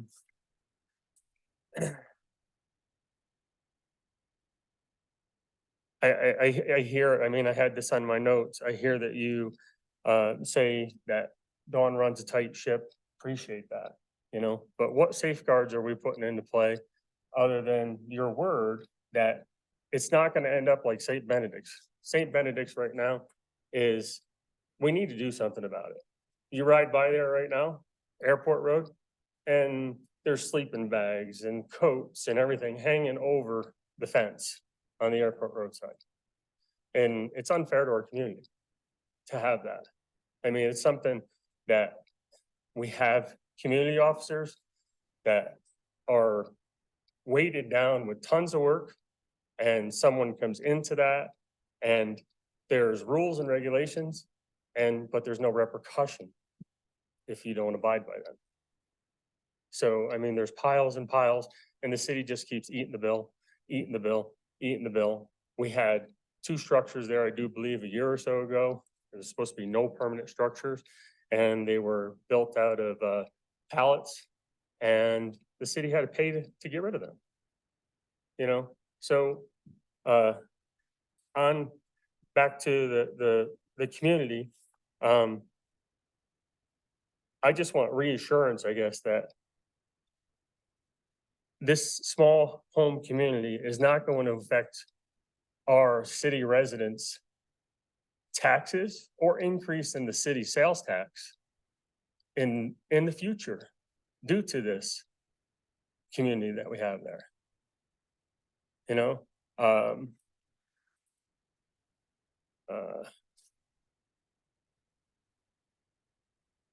the other thing is this whole thing, the grant came through. I think it's fantastic that you apply for all these grants and we get all these grants. The rec center was equipped to have a swimming pool for the community. I saw in your plan, it said that, you know, that well that's down there, we use like 750 gallons a minute. It's capable of 1,500 gallons a minute. The swimming pool was brought in to vote with the tax hike years ago. And how come something like this wasn't brought in to vote for the community members? How come the community didn't have a say at all in this?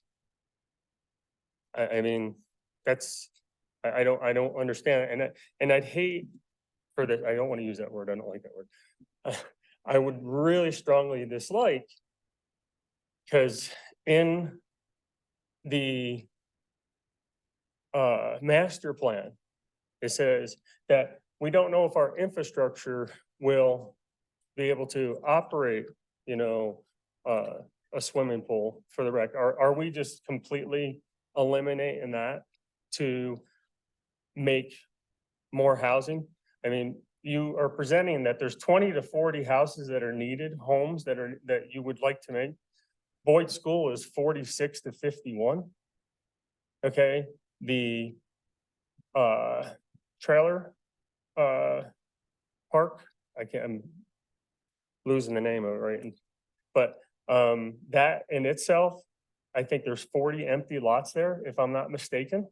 So, I mean, there's 40 different spots right there.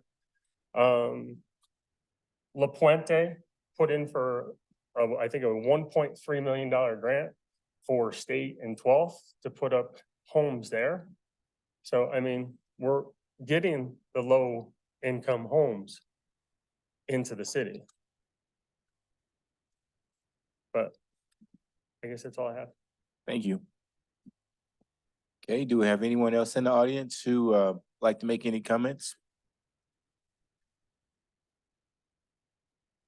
Good evening, Commission. Richard Hubler. I live on Mullins Avenue. I am a professional planner, and I'm representing my opinions here as a planner, not those of the County of Alamosa. So, and there's two kind of related issues here. One of them, as we've heard, is very complex and complicated. The other one, the easy one, is what I'm going to talk about. And that's the rezoning piece. And that's really the piece that's before you first, is whether or not that parcel makes more sense to be industrial, or whether it makes more sense to be part of a campus master plan that includes the property to the north. And I want to say, you know, Deacon mentioned this at the beginning of the presentation, that campus plan that you guys have in your code is a little bit unique. It's pretty cool. As a planner, it's one of the things that I'm pretty impressed with. It does allow a lot of opportunities for the city to do some very creative development. And I think that this is one of those opportunities. Now, whether or not the best use of that property once it's part of a campus master plan is this housing, that's for others to decide. But I do think that it's appropriate to be incorporated into the property of the north, to be rezoned as part of that campus district, and to allow the city to develop that in a way that's more consistent with the surrounding property. I think that the industrial zoning that's there has not panned out. Obviously, there's not any industry on that property. And I think that when we look at the kind of potential uses on the current zone versus the potential uses on the campus master plan, I think that the city has a lot more direct impact is what goes on there if it's part of your campus master plan. So I speak in favor of rezoning the property, and then you guys can decide what's the best use of that piece as part of your master plan in your next action. Thank you. Thank you.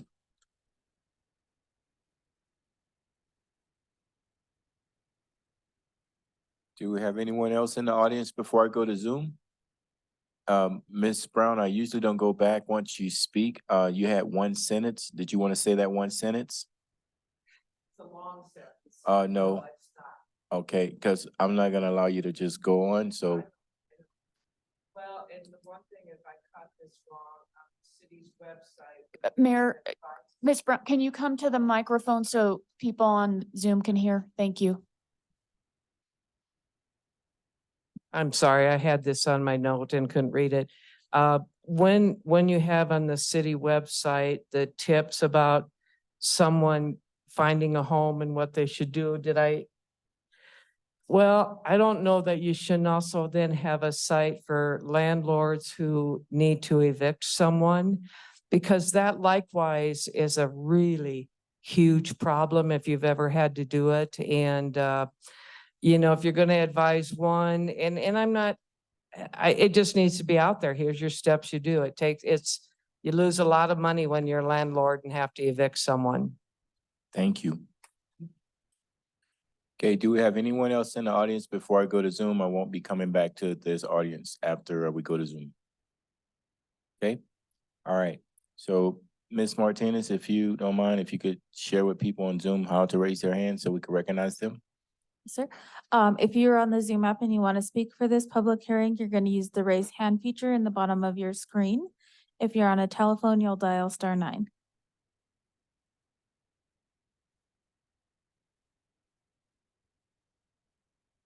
So I don't see anyone raising their hand right now, Mayor. Okay, I don't see any hands raised either, so I'll bring it back to council for comments or motion. Councilor Carson. I just want to make one comment. I'll let someone else make the motion. The man that left here, I feel bad because he's concerned, you know, about the development going in across the street from him. And, you know, we've heard many people with many concerns about what we're doing and, you know, the people going into the housing that we're developing. First, it's hard for me to have somebody, talk about decent people and, are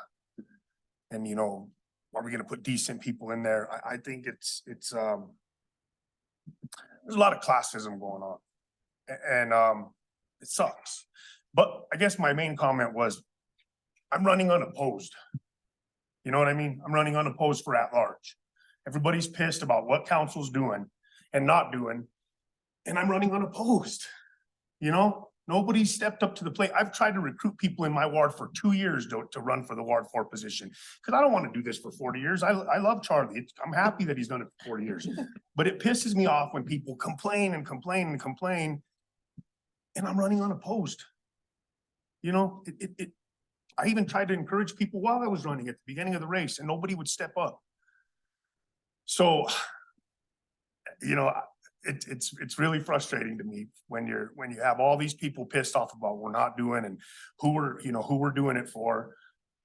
A lot of the people that are complaining about this probably have never even met some of the people that they're complaining about. And so again, I'm running unopposed. That's all I have to say. If you have issues, we're gonna appoint a Ward 4 candidate here. Step up. I will help you if you have the right ideas and you're the right kind of person that's gonna help the city. But if you're there just to complain, I don't even know what to say anymore. Again, I'm running unopposed. Thank you, Councilor Carson. We'll go to Councilor Grego, then Councilor Daniel. Thank you, Mayor. Welcome. I'm sitting here, getting like flashbacks.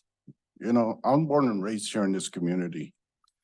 And that 80% of salvables that are not salvageable people, we were considered that growing up here as Hispanics and living in a small house. And just like that gentleman, all our lives we have put up with stuff like that. 40 years, you know why I've been here 40 years? Because of stuff like that. This community belongs to everybody. Those people out there, Ruthie said that there's a lot of problems out there at Benedict and all that. Go out there. I've been out there several times, a lot of times. Heather said we're gonna go up there and clean up. We're not gonna go up there and clean up. We're gonna go up there and maintain, because there's some people that go in there and leave stuff, and the rest of the people that are there, they clean up the place. They care about it.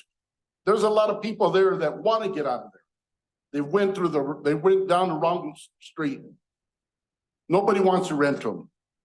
There's people that leave in the morning to go work and come back sweating, and someone take advantage of the wreck showers. We're talking about human beings. We're not talking about animals here. That's why there's two things that I'm approached to all the time, is the homeless and Main Street. And I am just so sick of it even ties my tongue, because I flashback of what has happened to this community. And thanks to young people that have opened their eyes now and are doing something. We've had homeless for a long time, so nobody cared. They developed the Devil's Place because nobody cared. They threw them there. They threw them along the tracks. Nobody cared. Under the bridge, nobody cared. Now that we care and we're trying to help these people are against it. Come on, Jesus Christ. If this person graduates from that house and becomes a better person, you're looking at that person like me.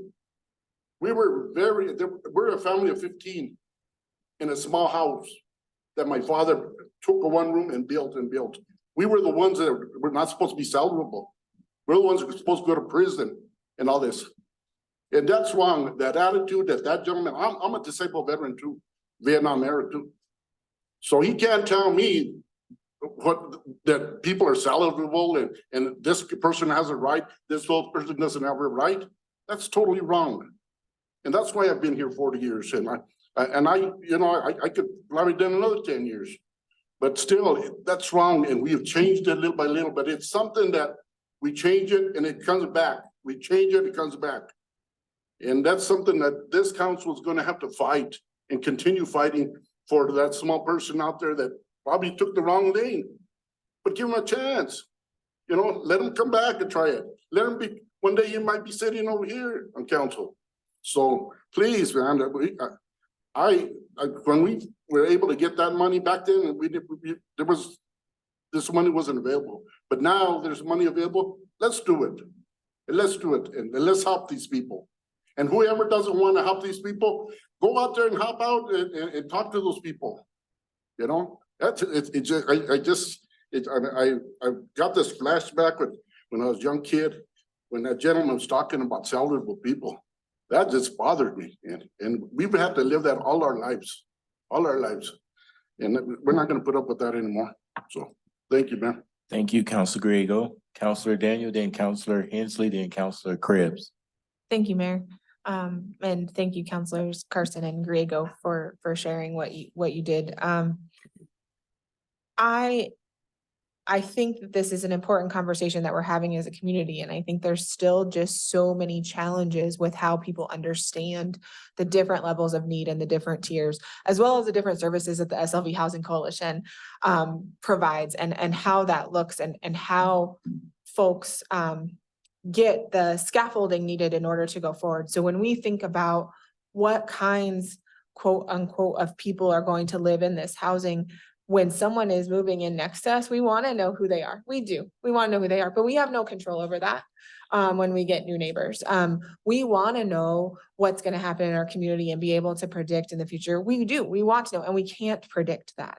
I think putting conditions, and we put conditions on lots of things, but saying, you know, people have to meet a certain criteria, they have to meet this or they have to meet that to be eligible for this housing. We have to be really thoughtful about what that means, because the goal for this development, in particular for the rezoning, is to remove barriers.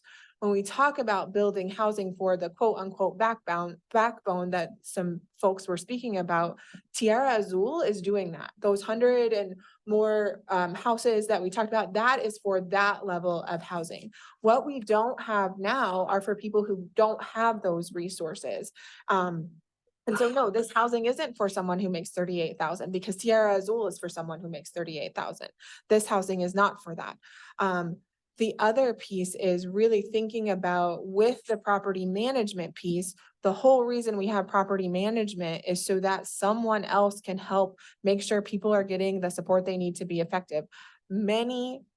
I don't know how many vouchers we have, Section 8 vouchers we have in our community. I know it's not enough. And I know right now there aren't enough landlords who take them.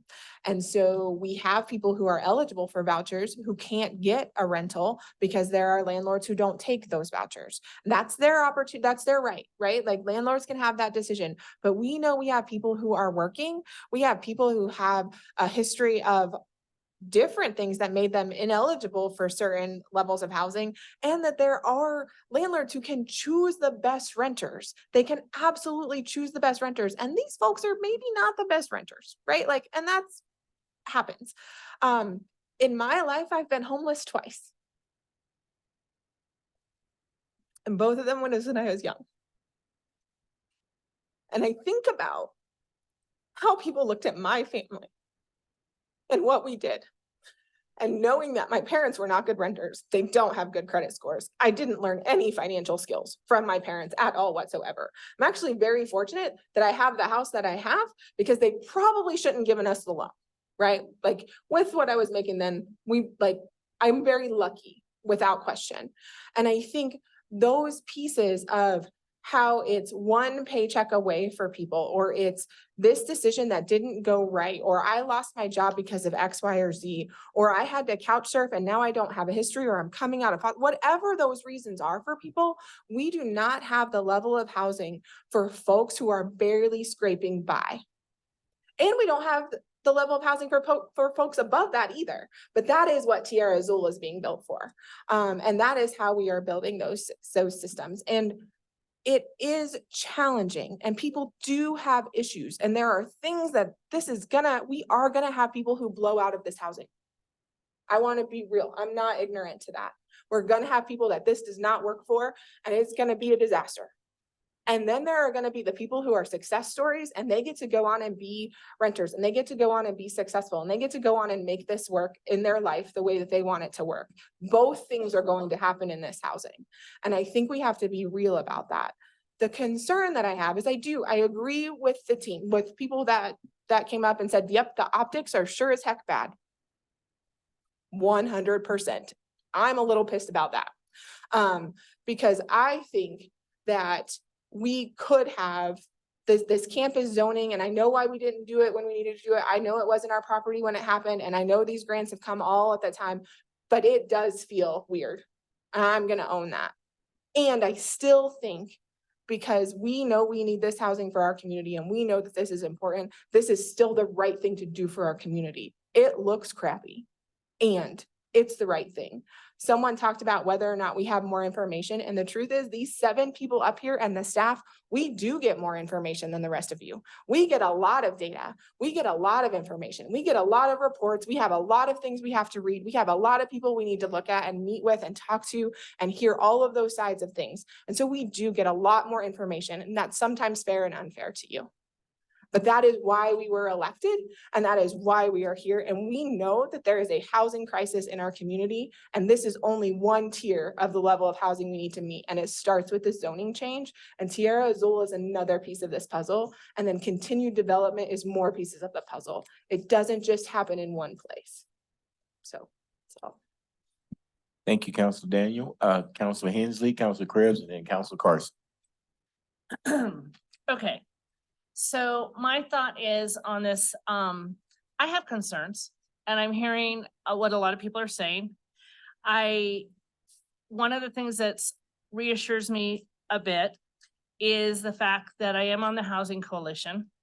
And so I see firsthand what Dawn and her group does when we have issues in those apartments or in those housings. And it is a tight ship, and it is going through the steps. And Ruthie, when you said that, one of the things that I think you said, I hope, is that idea of holding people accountable. I agree with you 100%. And so for me, for this is that idea. And so as you say, in regards to some may fail and some may not, but when they fail is that we got to hold them accountable. And then we move on to the next, that this doesn't become a situation that's messy, that it is that idea of being that stepping stone to help somebody to get to that next level. But at the same time, I reassure you as much as I can in my seat here is as this moves forward, I'm going to support the fact that people need to be held accountable, and that this is something that is hopefully that some of the people see this as a blessing to help them to get to that next step. I also, in my past, have been homeless. I've gone through a lot of ups and downs in my life, and I'm blessed in some ways that somehow things always worked out for me. And granted, a lot of hard work and a lot of things I did, but I did also have little things that helped me along the way as well. So if this is that step, I support us going this route, with the idea though, that we are going to, and as much as I can, is hold people accountable to what's going on there. And I do think the Housing Coalition is the right choice, because I've seen it firsthand on how they handle things. And I know that idea of taking the compassion, but also at the same time, understanding all the other people that live there. If you have one bad apple, that could ruin the whole thing as well. So I just want everybody to know I've heard all of that. I also think, though, at the same time, I do think that as far as the zoning issue, I do think similar to other places that are a campus district, I do feel like this fits that campus district. So I guess those are my thoughts. Thank you, Councilor Hensley, Councilor Krebs, then Councilor Carson. Thank you, Mayor. Okay. I came into this brand new, so I was stepping into it just as it was getting started. And my first thought after what did I step into was, this isn't a city council that worries about potholes and or worries about stop signs or worries about demolitions and things of that nature. They do all that, but they also step up to the plate, because the question comes of how does it affect the people that live here? And how does it affect all people that live here? And when I first moved here, I heard a lot of negative things about La Puente. They're getting bus tickets to bring people here, and because they're roaming the streets around the shelter, and we need to do something about that. And we, as a city council, need to do something about that. Guess what? We did. And we're still hearing the complaining. There has to be a middle ground. And I think that doing this master plan to change it from industrial to campus is the first step. I think filling a gap that has been, the data has shown exists with transitional housing is another step for that. And I realize now that we are a city council that embraces everyone to see what's best for the community as a whole. And I'm going to stand behind that every step of the way. And if, as they pointed out, it's not going to be all smooth sailing and kumbayas going around. There's going to be pain points. Iron Horse is a pain point. I fully admit it. It's in my ward. But you know what? For all the downs and the lows with that, there's single moms that are now not living with their relatives. There's veterans living there, you know? So let's not look at the negatives all the time, because in between all those negatives, there's some positives that we also have to celebrate. And then in between both of those, you know, that's where we'll find the middle ground, and that's where we'll continue the conversation. It's not said and done. It never will be, but we'll continue to listen, and we'll continue to change and manipulate it to fit everyone as a group. And I actually applaud Dawn for stepping up for this and taking this on along with Boyd and along with the trailer park. And it was with those assurances that if we laid that foundation, that she would be able to step in and step up and help out with that, that made me feel more confident about this project. Thank you, Mayor. Thank you, Councilor Cribbs. Councilor Carson, then Councilor Vigil. Just to address a couple of the points that a couple people talking made, the idea, we've heard that whole thing about La Puente trucking people in or recruiting people, and then we've also heard the notion that because we have so many services, homeless population's increasing. That's not true. The fact is that as a country, the economy really sucks, and more and more people are becoming homeless. It's not going to get better. Colorado as a state is in really bad shape. You know, Denver is reacting right now. He said something about Denver, and the thing is that Denver right now is just starting to do what we've been doing for years now, because they're reacting. They're just starting to create micro camps. I don't know what they're calling them, but they're doing what we did a few years ago because they have to. They're reacting now. And what we were trying to do was be proactive, because the numbers aren't going down. They're not going to get smaller. There isn't going to be less homeless people. And if we don't, if we're not proactive and we don't put the correct steps and the correct things in place, it's going to be much worse down the road. And so just to touch on that, we have big cities in Colorado that are just barely doing what we did several years ago in reaction to this problem. So do some research, try to understand what's happening. And again, I encourage anybody out there to run for boards, run for offices. The homelessness was one of the reasons I ran. And to your point, one of the other reasons I ran, and the primary reason, and some of these people might have been sitting in the room when I had the talk with Joseph, the previous mayor, was because I was pissed about the setback issue. I was mad because they had changed the setback in my neighborhood. I thought it was ridiculous. And that was one of the reasons I came and started getting involved in the city, along with the homeless population. So get involved. That's all I can say. Get involved. But yeah, homeless population is not going to become less, and we're not recruiting people in. We just got to deal with it. Help us. Thank you, Councilor Carson. Councilor Vigil. Thank you, Mayor. I'm going to make my comments quick, because I really appreciate what Mr. Carson and Mr. Grego said tonight. This problem isn't going anywhere, so either we face it or or we can't put our blinders on, bury our heads in the sand. It's not gonna change. We have to face this and get after it. And we're doing that in many different ways. Just a quick history.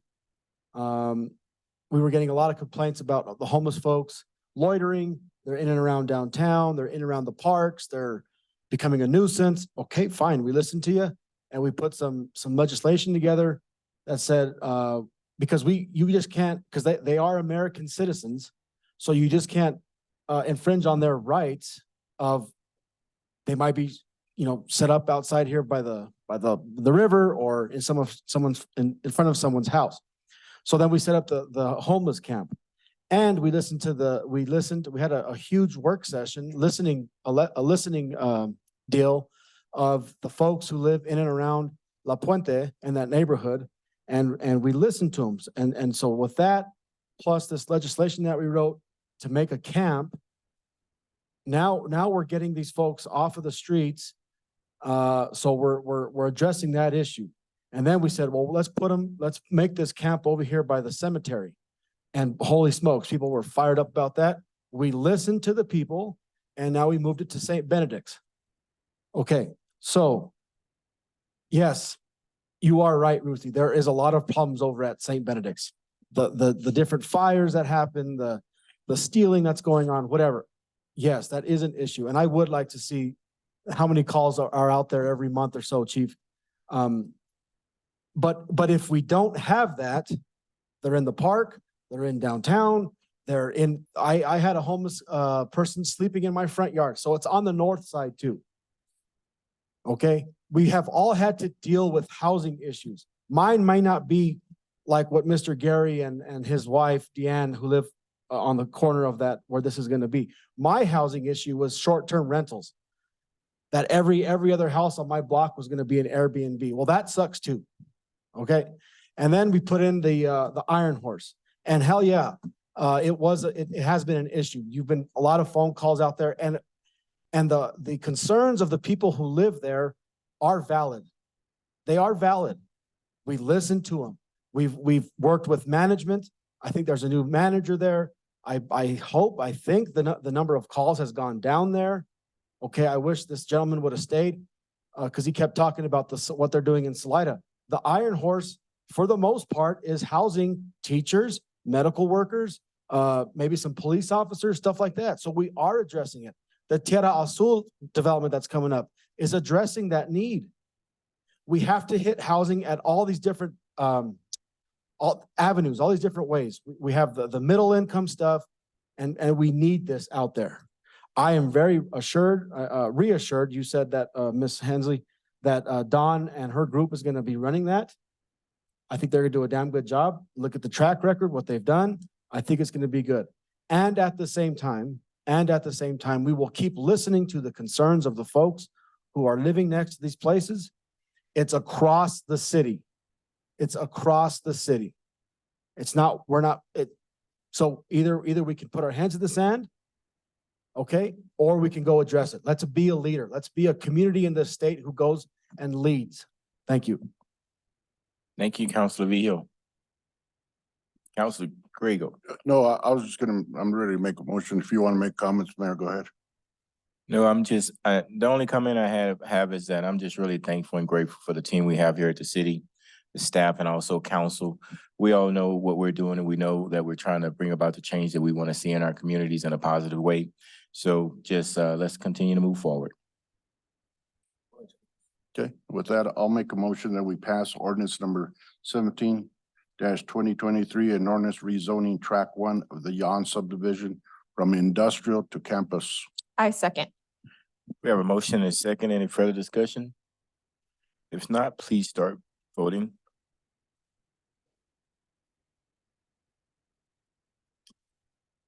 The motion carried unanimously. Okay, thank you. That brings us to the next item on the agenda, the resolution 16-2023. Do we just need a motion? Oh, you got. We kind of went over everything already, so unless you have any other questions. I just had a question about 20 minutes ago on this. And I value your work in that, but Can you just talk about like how this whole campus is gonna have a softball field, a solar field, housing and a homeless camp? How does that fly? How does that work altogether? So I think the biggest thing is we've got 67 acres that we're working with. So a lot of the things on the recreation side, there's room for it to expand, but a lot of that isn't changing. There's opportunities, there's envelopes for it to expand, such as a municipal pool, if that ever happens. In our comp plan in 2017, that was all but shot down. So that's our guiding document right now. At our next comp plan, I mean, I'd love to have a pool. Who wouldn't? So really, one of the other things that the campus master plans in general are intended to do is set your buffers. So when you've got uses that are maybe not always next to each other, such as a city shop and residential units, what are we going to do to make sure that these or at least, there's something in between them. So it's not, it's not as in your face. So in the appendix, there's a couple of examples of the things that our development code calls buffer yards. So those are screening elements, landscaping. So those are one of the biggest things. The St. Benedict's camp kind of has a natural buffer yard with that ditch outfall. It's, essentially lined with trees. So that's kind of a real analogy of it. Will there be some sort of buffer between the tiny homes and St. Benedict? So currently there is, there's a fence and Besides there's the a road fence. fence. So right now there's nothing that's planned. Well, there's yards and the fence and that kind, and then it's the furthest corner away from St. Benedict. As far as from a location perspective. But I want to take one small step back in that if I'm understanding your question correctly, it's, when you've got these different types of uses, that's actually why the campus zoning exists, is because it's these big plots of land, one owner, where you may have like commercial retail next to residential or, and some of those. And so it's to have the owner have to think through how are these going to work together. Deacon gave very good answers of how we want these uses to go together and the buffering, but that is the whole reason the campus zone exists. So I just wanted to make that point. Okay, you good? All right, Council Vio. Mayor, I move that we adopt resolution number 16-2023 and approve the campus designation and master plan for the Alamosa Family Rec Center. I second. We have a motion and a second. Any further discussion? If not, please start voting.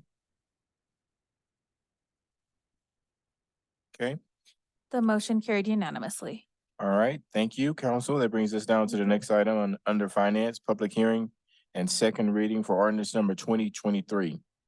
An ordinance amending the established pay plan for city officers and employees.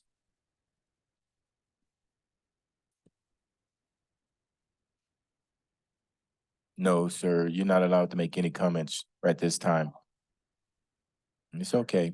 It's all right, but you're not allowed to make any comments, but thank you for sharing that with us, okay? Thank you. Okay, go ahead. It's okay. Okay, so similar to the first reading, I'm gonna do this one presentation, and then you guys will have 3 different items that you are considering, and you'll be holding public hearings for each of those items. And so to start with the 2024 proposed budget, just give me one second. If we go to the organizational chart, I like to start with this because it's important to show just how many different services that the city is providing, especially when we start talking how big the budget is. But there is a lot of different services. You've got police and you've got fire. We've added economic development. We've split development services out from public works. We have IT, finance, HR, and everything else. And so there is a lot of different services that when we start looking at these numbers that these funds actually provide. When you look at the budget and where some of the major funds are, as well as resources where time, staff's having to attend meetings, council's attending meetings. We're trying to work on different issues.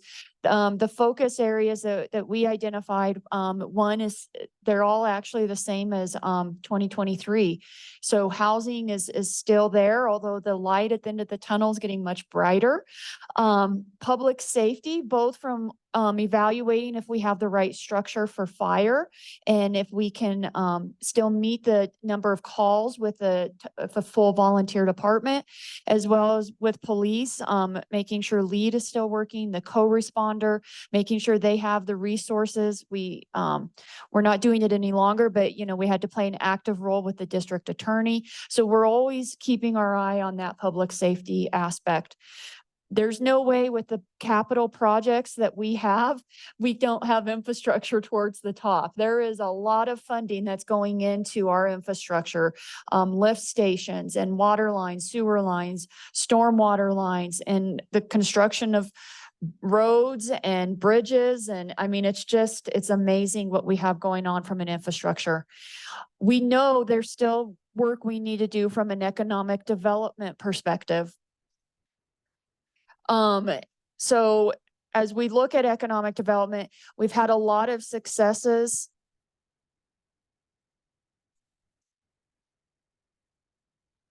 So we've had a lot of successes, filling vacancies. And I know Kathy's has a lot of connections as far as bringing employers.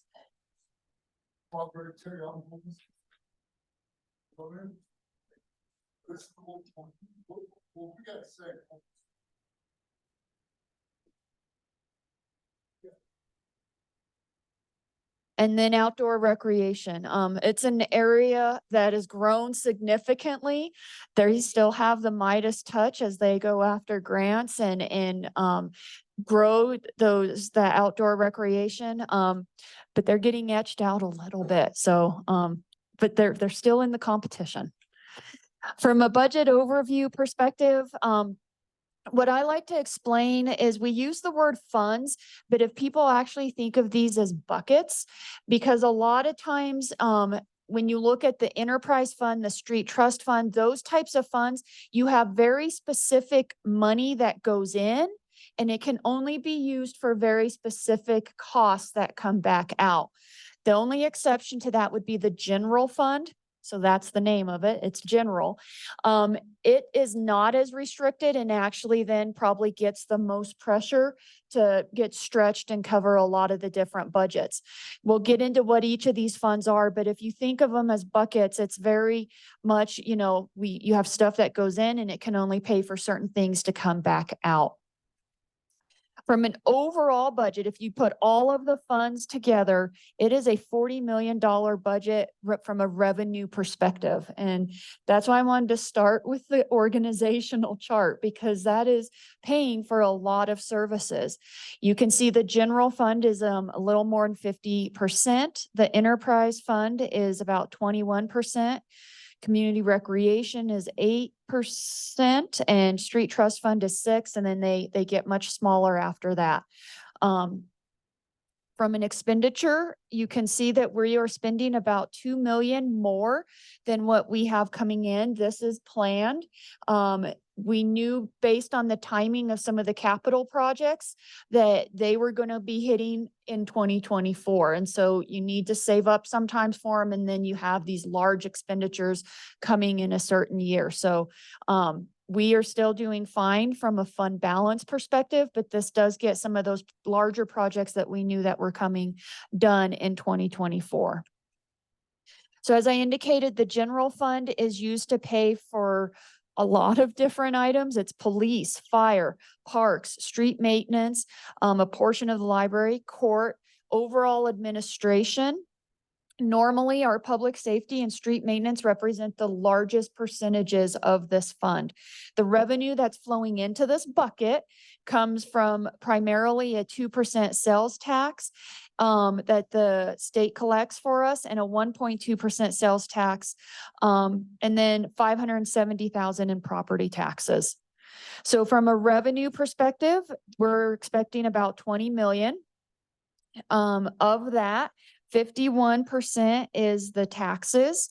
When you see that blue, that's intergovernmental, that's grants and highway user tax. So you can see how much our revenue projections for this budget year are depending on those grants that we have secured. And then you can see there's some transfer ins, license permits, fines, forfeits, all much smaller. But between grants and the taxes, that's the biggest portion of the revenue coming into the general fund. When you look at expenditures, we have an anomaly this year. Normally, development services is as skinny as municipal court or maybe not as skinny as legal services, but they're usually much smaller. But since we have the airport road housing grant in there and CRHDC pass-through grant, it looks a lot bigger than that budget usually has. So usually we don't have that green spot. Police would be looking much larger, as would streets, but you can see all these other divisions that are being funded by the general fund. The enterprise fund is essentially our utilities. So that's our water, our sewer, and our sanitation, our trash services. So the money that comes into the enterprise fund can only be used for those expenses related to water, wastewater, and sanitation. When you look at revenue, we're looking at about 8 million. You see a lot of that is from the charges for services. So those are the utility bills. You can see then there's still a lot of blue, about 18% transfers in. That is the capital fund when we've been saving up for projects, as well as that enterprise debt fund of about 1.2 million. The intergovernmental revenue, it's yellow in this one. It was blue before. It's yellow this time. That's grants and ARPA funding. So that's about 1.2 million for those. And then when you look at expenditures, capital expenditures is 55% of our enterprise fund. So we spend a lot on our expenditures as it relates to capital, and it makes sense. We've got aging water lines, aging sewer lines. We have 23 lift stations.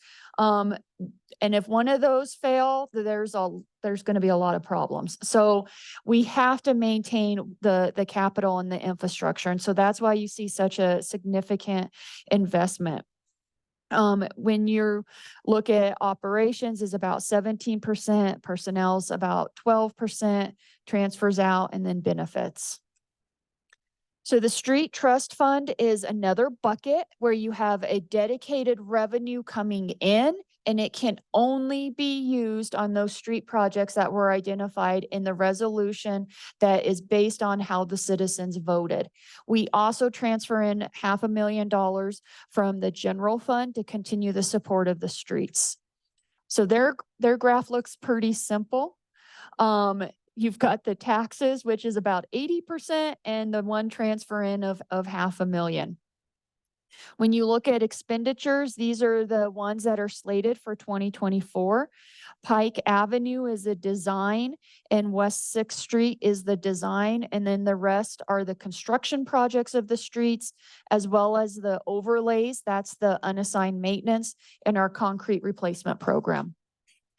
So the Community Recreation Fund, again, is another bucket with dedicated revenue that comes in that can only pay for the Alamosa Library, golf operations, Alamosa Family Recreation Center, the ice rink multipurpose, trails, team sports, outdoor programming, and recreational activities. So the revenue that funds community recreation, you can see the taxes are about 60%. Golf revenue is bringing in about 18.62. The intergovernmental revenue of 13.66, that is grants. And then you have cultural recreation income and some miscellaneous items. Charges for services is not even 1%. So the Community Recreation Fund expenditures, you can see how much goes towards the community recreation, golf course, and library. From a capital improvement perspective, this is the categories where all the funding for capital is going to be going towards. It's $11.7 million. So that's a lot of funding that is going towards capital projects. So these are, some of it is purchasing vehicles, some of it is making repairs to facilities, but it's also constructing facilities, constructing roads, and replacing infrastructure. This is a breakdown of the awarded grants. You can see that there's been significant growth as it's occurred from 2015 to where in 2023 we secured $17 million. The 2023 breakdown, you've got 38,000 for housing, 31,000 for parks and recreation. Thank you, percent. Yeah, 15% for downtown. However, that includes the 1 million from the EPA tearing down the Walsh. 7% for public safety, infrastructure. Homeless is at 1% from a grant perspective. In regards to our $40 million budget, we have 35,000 dedicated from a homeless perspective. So I think that's a good little tidbit to have as far as priorities. From a miscellaneous, so historic IT, those types of things, it's less than 1%. So general fund budget overview, our sales tax revenue is projected to increase by 4%. Staff is recommending a standard compensation increase that includes a 4% COLA. So this is what we have done historically unless we did not have enough funding. And then we are recommending a, no, not 4%, the 4% pay for performance is what we've done historically. I misspeak. The 4% COLA is based on the 5-year CPI average. So that is based on our pay policy. The thing that is different for this budget is we also are recommending a pay plan correction adjustment of 7%. And I'll get into a little bit of those thoughts here in a bit. We do have a healthcare cost increase of about 9%. We have our investment revenue is rebounded since COVID. That's one of the areas we got hit the hardest. We do have increased plan for jail fees.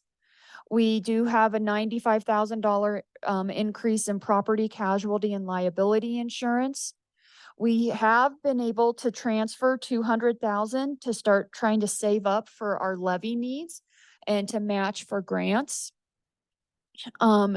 We also, from listening to the public and looking at the vandalism that's occurring in the parks and trying to make our bathrooms a safer and more welcoming environment, we do have a $21,000 increase for parks maintenance salary and personnel so we can lock and secure those bathrooms and then open them back up. The 10-year plan does support sustaining the co-responder program, and we've got $3.6 million for the CIP out of the general fund.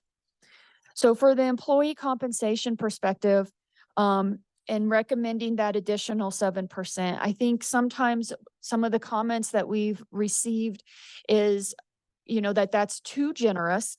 Part of the mindset that went into that is we have reason to believe that our pay plan is about 15% below where we need it to be in the market. And we are experiencing difficulty in retaining and attracting employees because of that. When individuals indicate, 7% too generous, we realize that's more than what we've recommended in the past. But again, if we're trying to keep our pay plan consistent with 50% paying more and 50% paying less, it at least cuts that almost in half. Individuals sometimes say, well, you just added 2 holidays. Yes, we did. And yes, staff does appreciate having 2 holidays. But I feel like the holidays was added when council was reviewing if we should do Juneteenth. And then they became aware we weren't even celebrating Martin Luther King.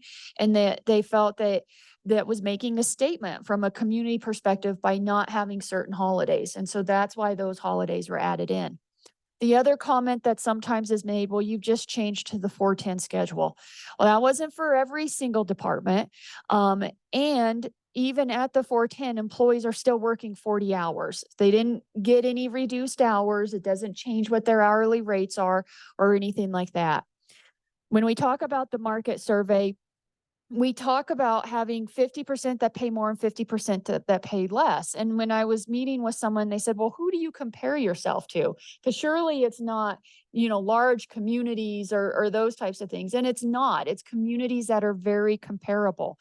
So we looked at Alamosa County, Cannon City, Cortez, Delta, Glenwood Springs, Gunnison, La Junta, Lamar, Monte Vista, Pagosa Springs, Rifle, Salida, and Trinidad. Now, there are some cities we had to look at if we couldn't get enough comparables for some of our departments within those cities that were used for all. So for example, we are fairly unique with the IT department that we have, especially providing the services to Monte Vista.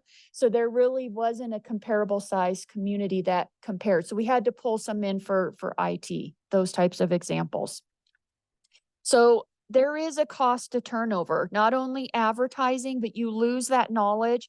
You have to do the training, all of those types of things, and it can impact services. When we look at state minimum wage, 2023 increased by 8.68% and 2024 is going to increase by 6%. If you look at the 5-year average, it's actually 6.05%. And so what that means is it is pushing up on our pay plan. And so when you have different grades where you're saying this is the difference between, and it's pushing up and passing your lower grades, you start to have issues with your pay plan and you need to keep up with that. And then the other is, honestly, we budgeted too conservatively for 2023. When we were looking at that budget in 2022, it looked like revenue was going down. And so we put together a really tight budget, which meant we lowered our pay for performance to 3% instead of 4%. And we only did a COLA that was 2% when it should have been 4.32%. So we haven't really kept up the way we needed to as well. When we look at the enterprise fund budget, utility rate increase, yes, we are increasing or recommending a 5% for water, sewer, and sanitation for the next 5 years. We are seeing a $20,000 decrease in recycling revenue. We are seeing a $50,000 increase for the copper and line compliance program. We're seeing a $16,000 increase in landfill fees, $17,000 increase for electrical and gas services, and we are spending for capital projects almost $6 million. So when we look at what the 5% increase applies to the residential usage of about 8,000 gallons a month, if you apply it to the base and then the usage, and you do it for sewer and then sanitation, the average bill would be going up about $4.26 a month. So when you look at what have we done historically, we have historically increased the utility rates because we need to be able to keep up with the cost of construction, the cost of operations, the cost of chemicals, electricity. All of those things do go up and they're very, very expensive.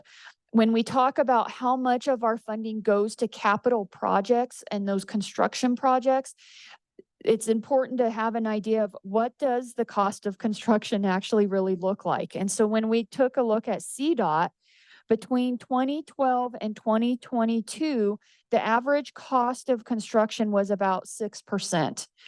In 2022, though, the first quarter, it jumped to 31% increase. Second quarter was a 29% increase. Third quarter was an 85% increase. And fourth quarter went back down to just a 20% increase in construction. And so the world markets with the supply chains and all of those types of things have greatly impacted construction cost. And so with that, not opening it to questions because you guys now need to open the public hearings. And then I can obviously answer any questions you have after your public hearings. Thank you, Ms. Sanchez. Okay. We would like to open up a public hearing for second reading of ordinance number 2023. If we have anyone in the audience who would like to make any comments regarding information pertaining in this public hearing, please do so now by coming up to the podium. I'm sorry, Mayor, I missed it. Which ordinance did you open the public hearing for? Let me see, let me make sure I did the right one. 2023, was that right? Number 20. Number 20? There's three of them that Ms. Sanchez covered all at once, but they need to be All of, taken kind of one at a time. So okay, I would recommend that you follow the order in the agenda and open up ordinance number 2023 first, which is the pay plan ordinance. okay, that's what I'll do. So at this time, I would like to open up the public hearing and second reading for ordinance number 2023, an ordinance amending the established pay plan for city officers and employees in accordance with Article 3, Section 11 of the Charter as referred to in Section 15-2 of the Code of Ordinances concerning personnel rules, regulations, and pay plan for city officers and employees. Anyone in the audience would like to make any comments, please come up to the podium, make your comments. I don't see anyone. Okay, so we're gonna go to Zoom and open it up. Ms. Martinez. Thank you. If you're on the Zoom app and you want to speak for this ordinance, you'll use the raise hand feature in the bottom of your screen. If you're on a telephone, you'll dial *9. I don't see anyone on Zoom raising their hand, so I'll bring it back to council. Councilor Vio. Mayor, I'm gonna make a motion that we approve on second reading ordinance number 20-2023. I'll second. We have a motion and a second. Any further discussion? I have a question. Go ahead. I just have a quick question of the city manager when it comes to the pay and the compensation and the COLA. Can you just clarify that the city council will not be seeing an increase in their salaries from Thank you. this? Thank you. Per charter, you guys are locked in and you will not be seeing any increase. So this is just for city staff. Thank you. Yes, I am sorry. Thank you. Okay, we have a motion and a second. Any discussion? Not, please start voting, please.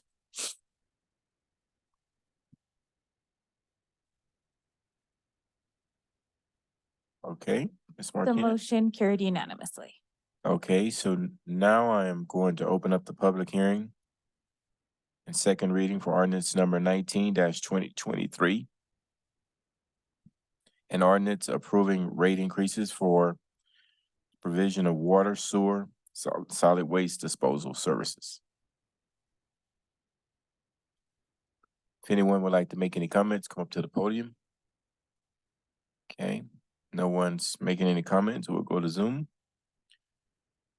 If you would like to be recognized, raise your hand by using the raise your hand feature to participate in this public hearing. Okay, I don't see any raised hands. Council Vio. I'm gonna make a quick comment then into the motion. Just appreciate staff listening to us at our work session a few weeks ago about bringing those rates down as much as we can. I think the public needs to know that.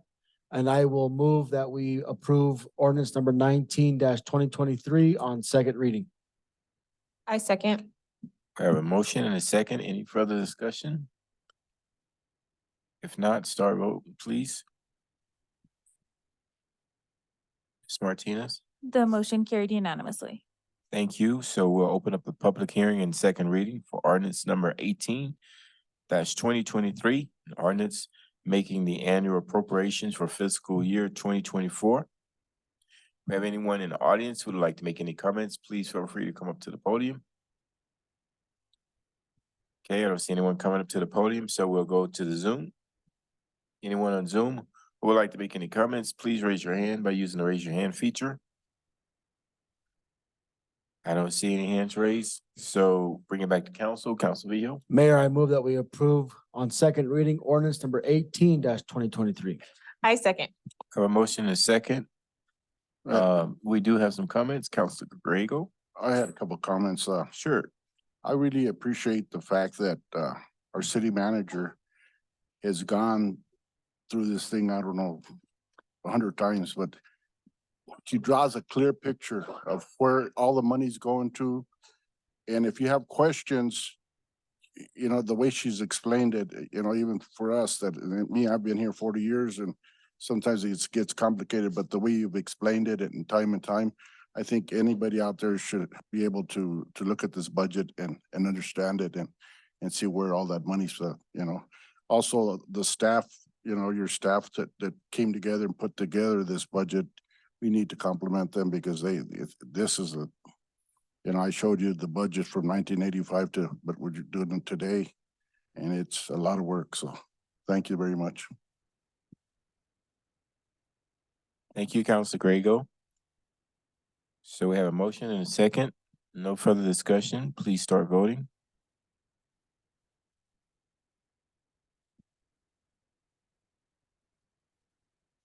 Okay, Ms. Martinez. The motion carried unanimously.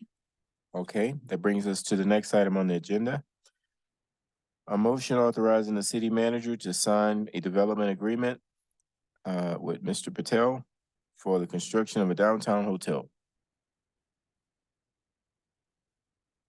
Okay, so back in, I would say probably around 2018, maybe even sooner for Mr. Patel, was this concept of doing a downtown hotel. And I know he first worked with ACID in securing the Pink Elephant site, and then began working with the city as far as what would that hotel look like. We reached a development agreement in 2019, and everyone was excited for the project to happen. And then COVID hit, and that changed a lot, not only from a hotel tourism perspective, but from a construction perspective. And so that pretty much put the project on hold. But I know that losing sight of that idea of a hotel didn't go away for anybody, type of thing. And so about a year ago, Mr. Patel approached us again saying, I think we're ready to kind of resurrect this idea and look at doing a downtown hotel. And then as we had those discussions and they were evaluating what does the Pink Elephant site look like, and we already kind of had that agreement in there. Does anything need to change? Those types of things. Do they need to kind of renegotiate with some of the remaining property owners? The city came into ownership of the Walsh Hotel. And when you look at that, there is obviously a significant amount of property that is on the other side. And so I'm going to try to pull up.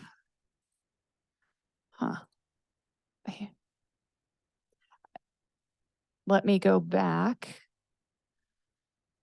and pull up Exhibit A, and we'll put it up there.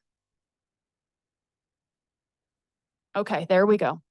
If we can put that up on the screen.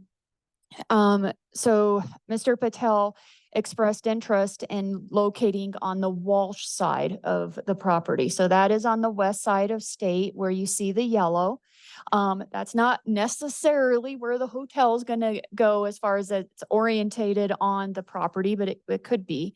And the city owns, with the Walsh addition in the current parking lot, about 45,000 square feet. On the other side, in the blue shade, is what Mr. Patel and his partners own. The yellow shade is what the city owns, and then the green is what Oscars owns. And so what we talked about from a development agreement and received some direction from council from a negotiation perspective is that the city would provide the 45,000 square feet to the hotel in exchange for the hotel providing the 1,800 or the 18,750 approximately square feet to the city that was formerly the Pink Elephant.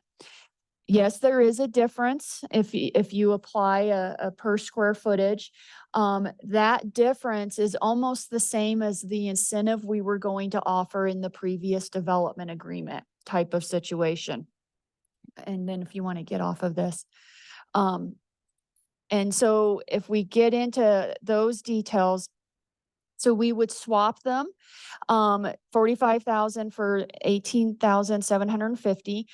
Part of the justification for that difference in value is recognizing the economic impact that a downtown hotel is going to have. Even back in 2018, 2019, when we were having these discussions, council has been clear that we appreciate hotels being built because that brings a tourist economy. People aren't going to build hotels unless there's a demand. I mean, there's a business plan here, type of situation.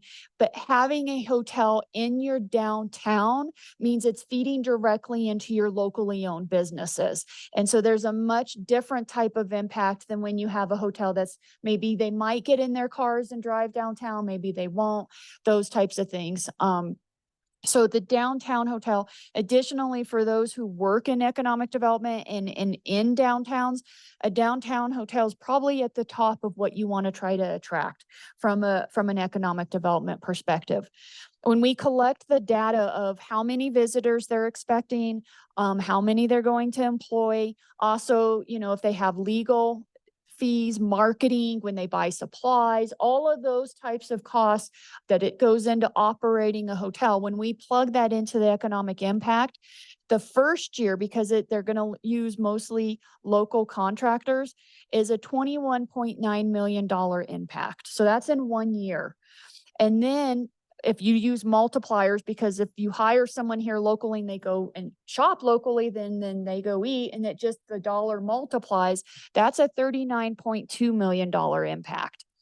Following that, after construction, we expect an 11.9 million direct impact. And when you do the multipliers, an estimated impact of 20.2. So we don't just say we like hotels and we don't just say, well, we like Mr. Patel, let's help him make this development happen. We actually put numbers in and we're calculating what this impact is going to be on the community. And so that's one of the reasons when we look at justifying giving 45,000 square feet and only receiving 18,750, that's part of what goes into that formula. But that's not where the development agreement ends.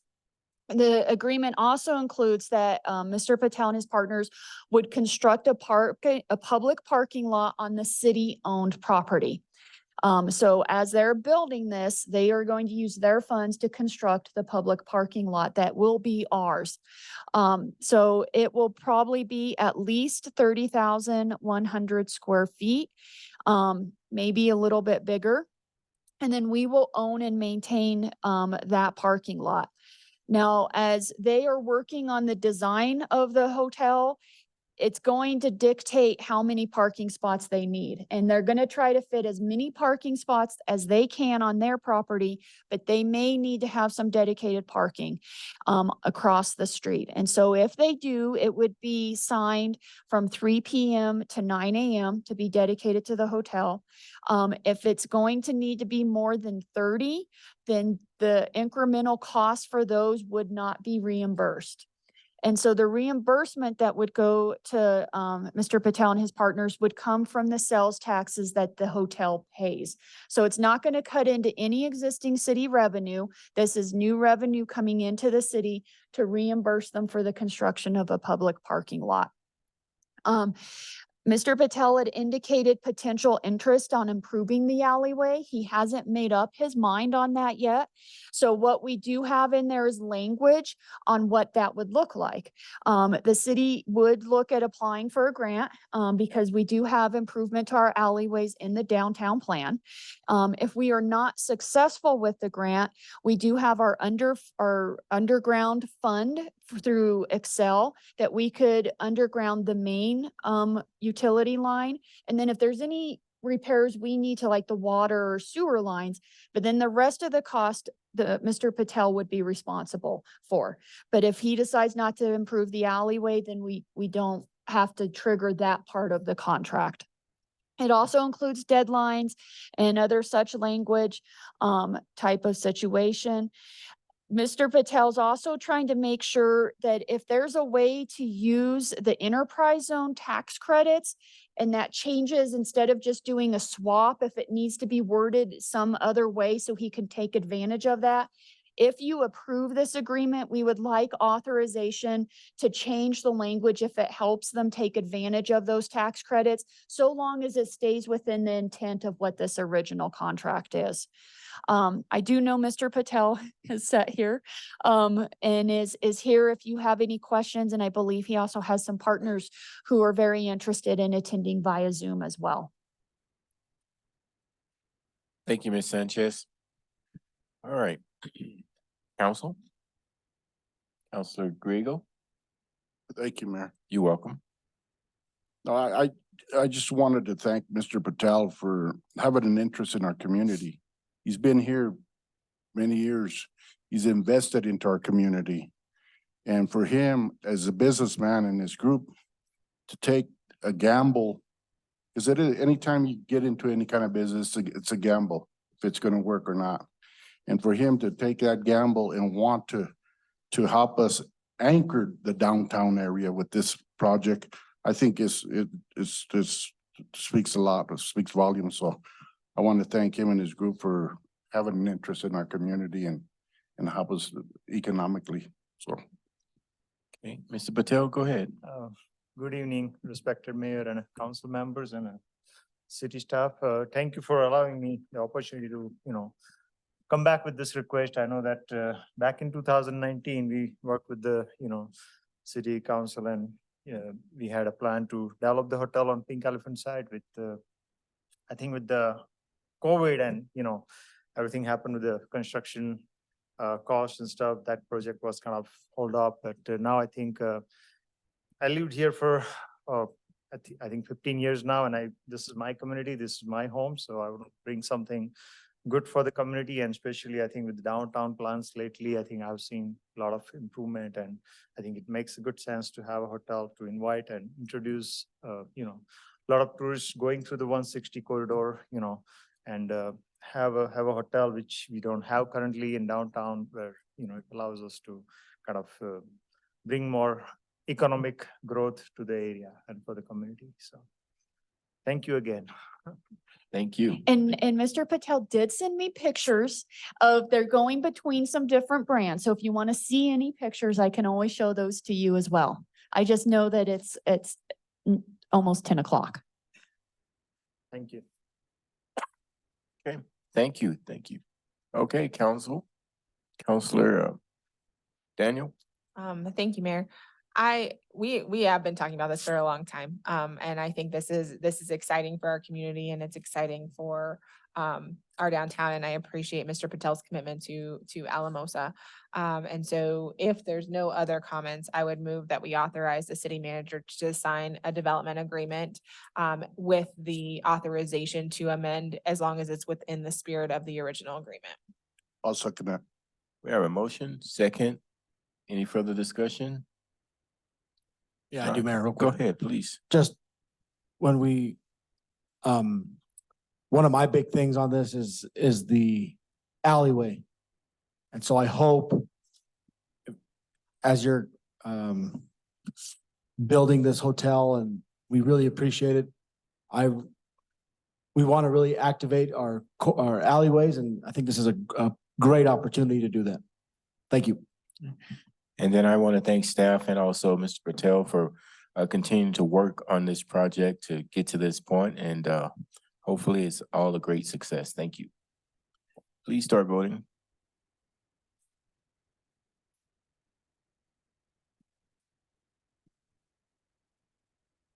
Ms. Martinez?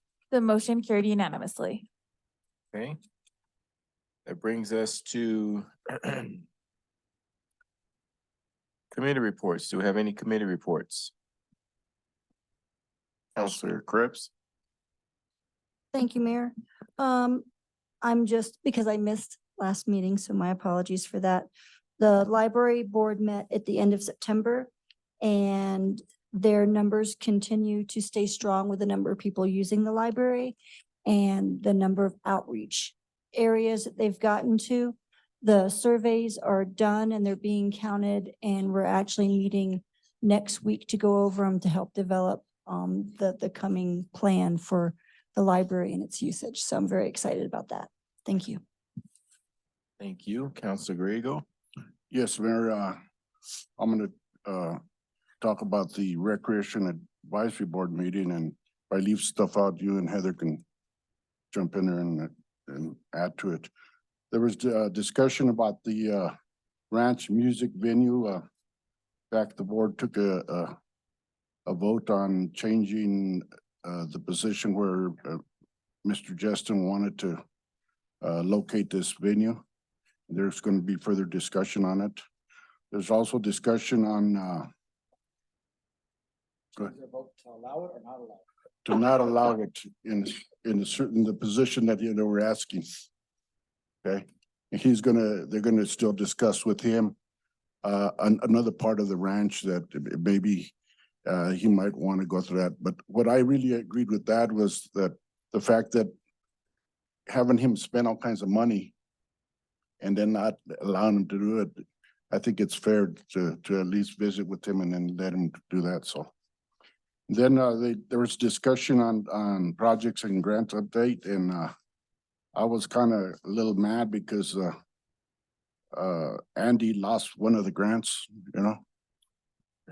He didn't get that Centennial grant, the GOCO grant, but I don't think nobody from the valley or that, but, so he missed out on one, so. But he's batting 100% there. There was, discussion on the, changing of the winter hours. Winter hours are gonna be Monday through Friday from 6 AM to 9 PM, Friday, 6 AM to 6 PM. The multi-purpose, pavilion is getting ready for the, ice rink. There's a lot of things going on, and one of the things, on the, different, classes and stuff that really got to me was the arts part of it, and the ceramics and stuff, the interest there of kids getting arts and ceramics. It just kind of blew my mind that, but we offer it, and there was a lot of participation in youth soccer, flag football. Everybody gets these, don't they? Because there's a lot of information here that, as far as the programs and stuff that I could spend another hour here talking about it. But they do a great job down there. And another thing too that's coming up that is the ranch. The ranch lease is coming up, and they're going to open that up for proposals. So, but that's about it. Mayor, maybe you want to jump and talk about pickleball or something? No, we're good. I think we're good. I think you did a great job with that being your last Yeah, that's my last meeting. Yeah, last right. meeting there. So So good job. Thank you. Thank you, Thank you Mayor. very much. Okay, any other committee reports? No? All right. So that brings us to council comments. Council comments? Okay, Council Grego. I had one. I wanted I'm not gonna apologize for the comments I made earlier. But when you see stuff come back, and it brings back like flashbacks, that's not for our community, and it's deep in my heart that's one of the reasons I even got on this council, is to make that change and to make sure that this community is for everybody, not, what did that gentleman say, 80% not salvageable. That he might as well slap me in the face when he said that, that's wrong. This community is for everybody. I don't care what color you are, what race you are, we all go through bad times, and we pray to God every day that never happens to us or our family, and we've gone through it. So thank you. Thank you, Council Grego. Thank you, sir, for those comments. I don't see any more. Mayor, Oops. so I know I did some staff comments, but I left one Oh, you did. till the end. Oh, okay. I didn't know if we wanted to just do a quick Walsh update, the Walsh demolition. Yeah, please. Okay, so obviously there was a hiccup. There was a discussion between CDOT and the EPA on if the EPA needed to file anything with CDOT. CDOT didn't agree that they didn't need to file. EPA didn't want to get political, so there's some last minute filing of traffic plans and all of that. Thankfully, that got smoothed over. And they were able to start. It was a little scary. Because they have contractors lined up that were gonna walk if the work wasn't gonna start. So it was important to get that moving quickly. It doesn't look like your normal demolition. I think most people think the wrecking ball is gonna come in and just, it's gonna be down quickly. But because there is asbestos in there, they do it slowly and they're wetting it down, and then they do have to then wrap it all up, and then they are removing it. So I know there for a bit, we didn't know if they're funding, if they could do all of it or not. They're doing the whole thing. So as they tear it down, they will wrap it up and then they will haul it to the landfill type of thing, but it will take a while. Is there any other updates as it relates to the Walsh? And is there any questions?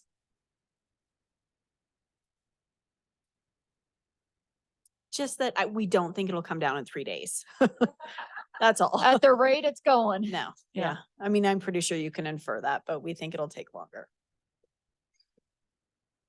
Any questions about it? Okay. Nope. Okay, thank you. Anything else? No? Okay. Well, I think that's it. This meeting is adjourned. Thank you, everybody. Thank you, everybody.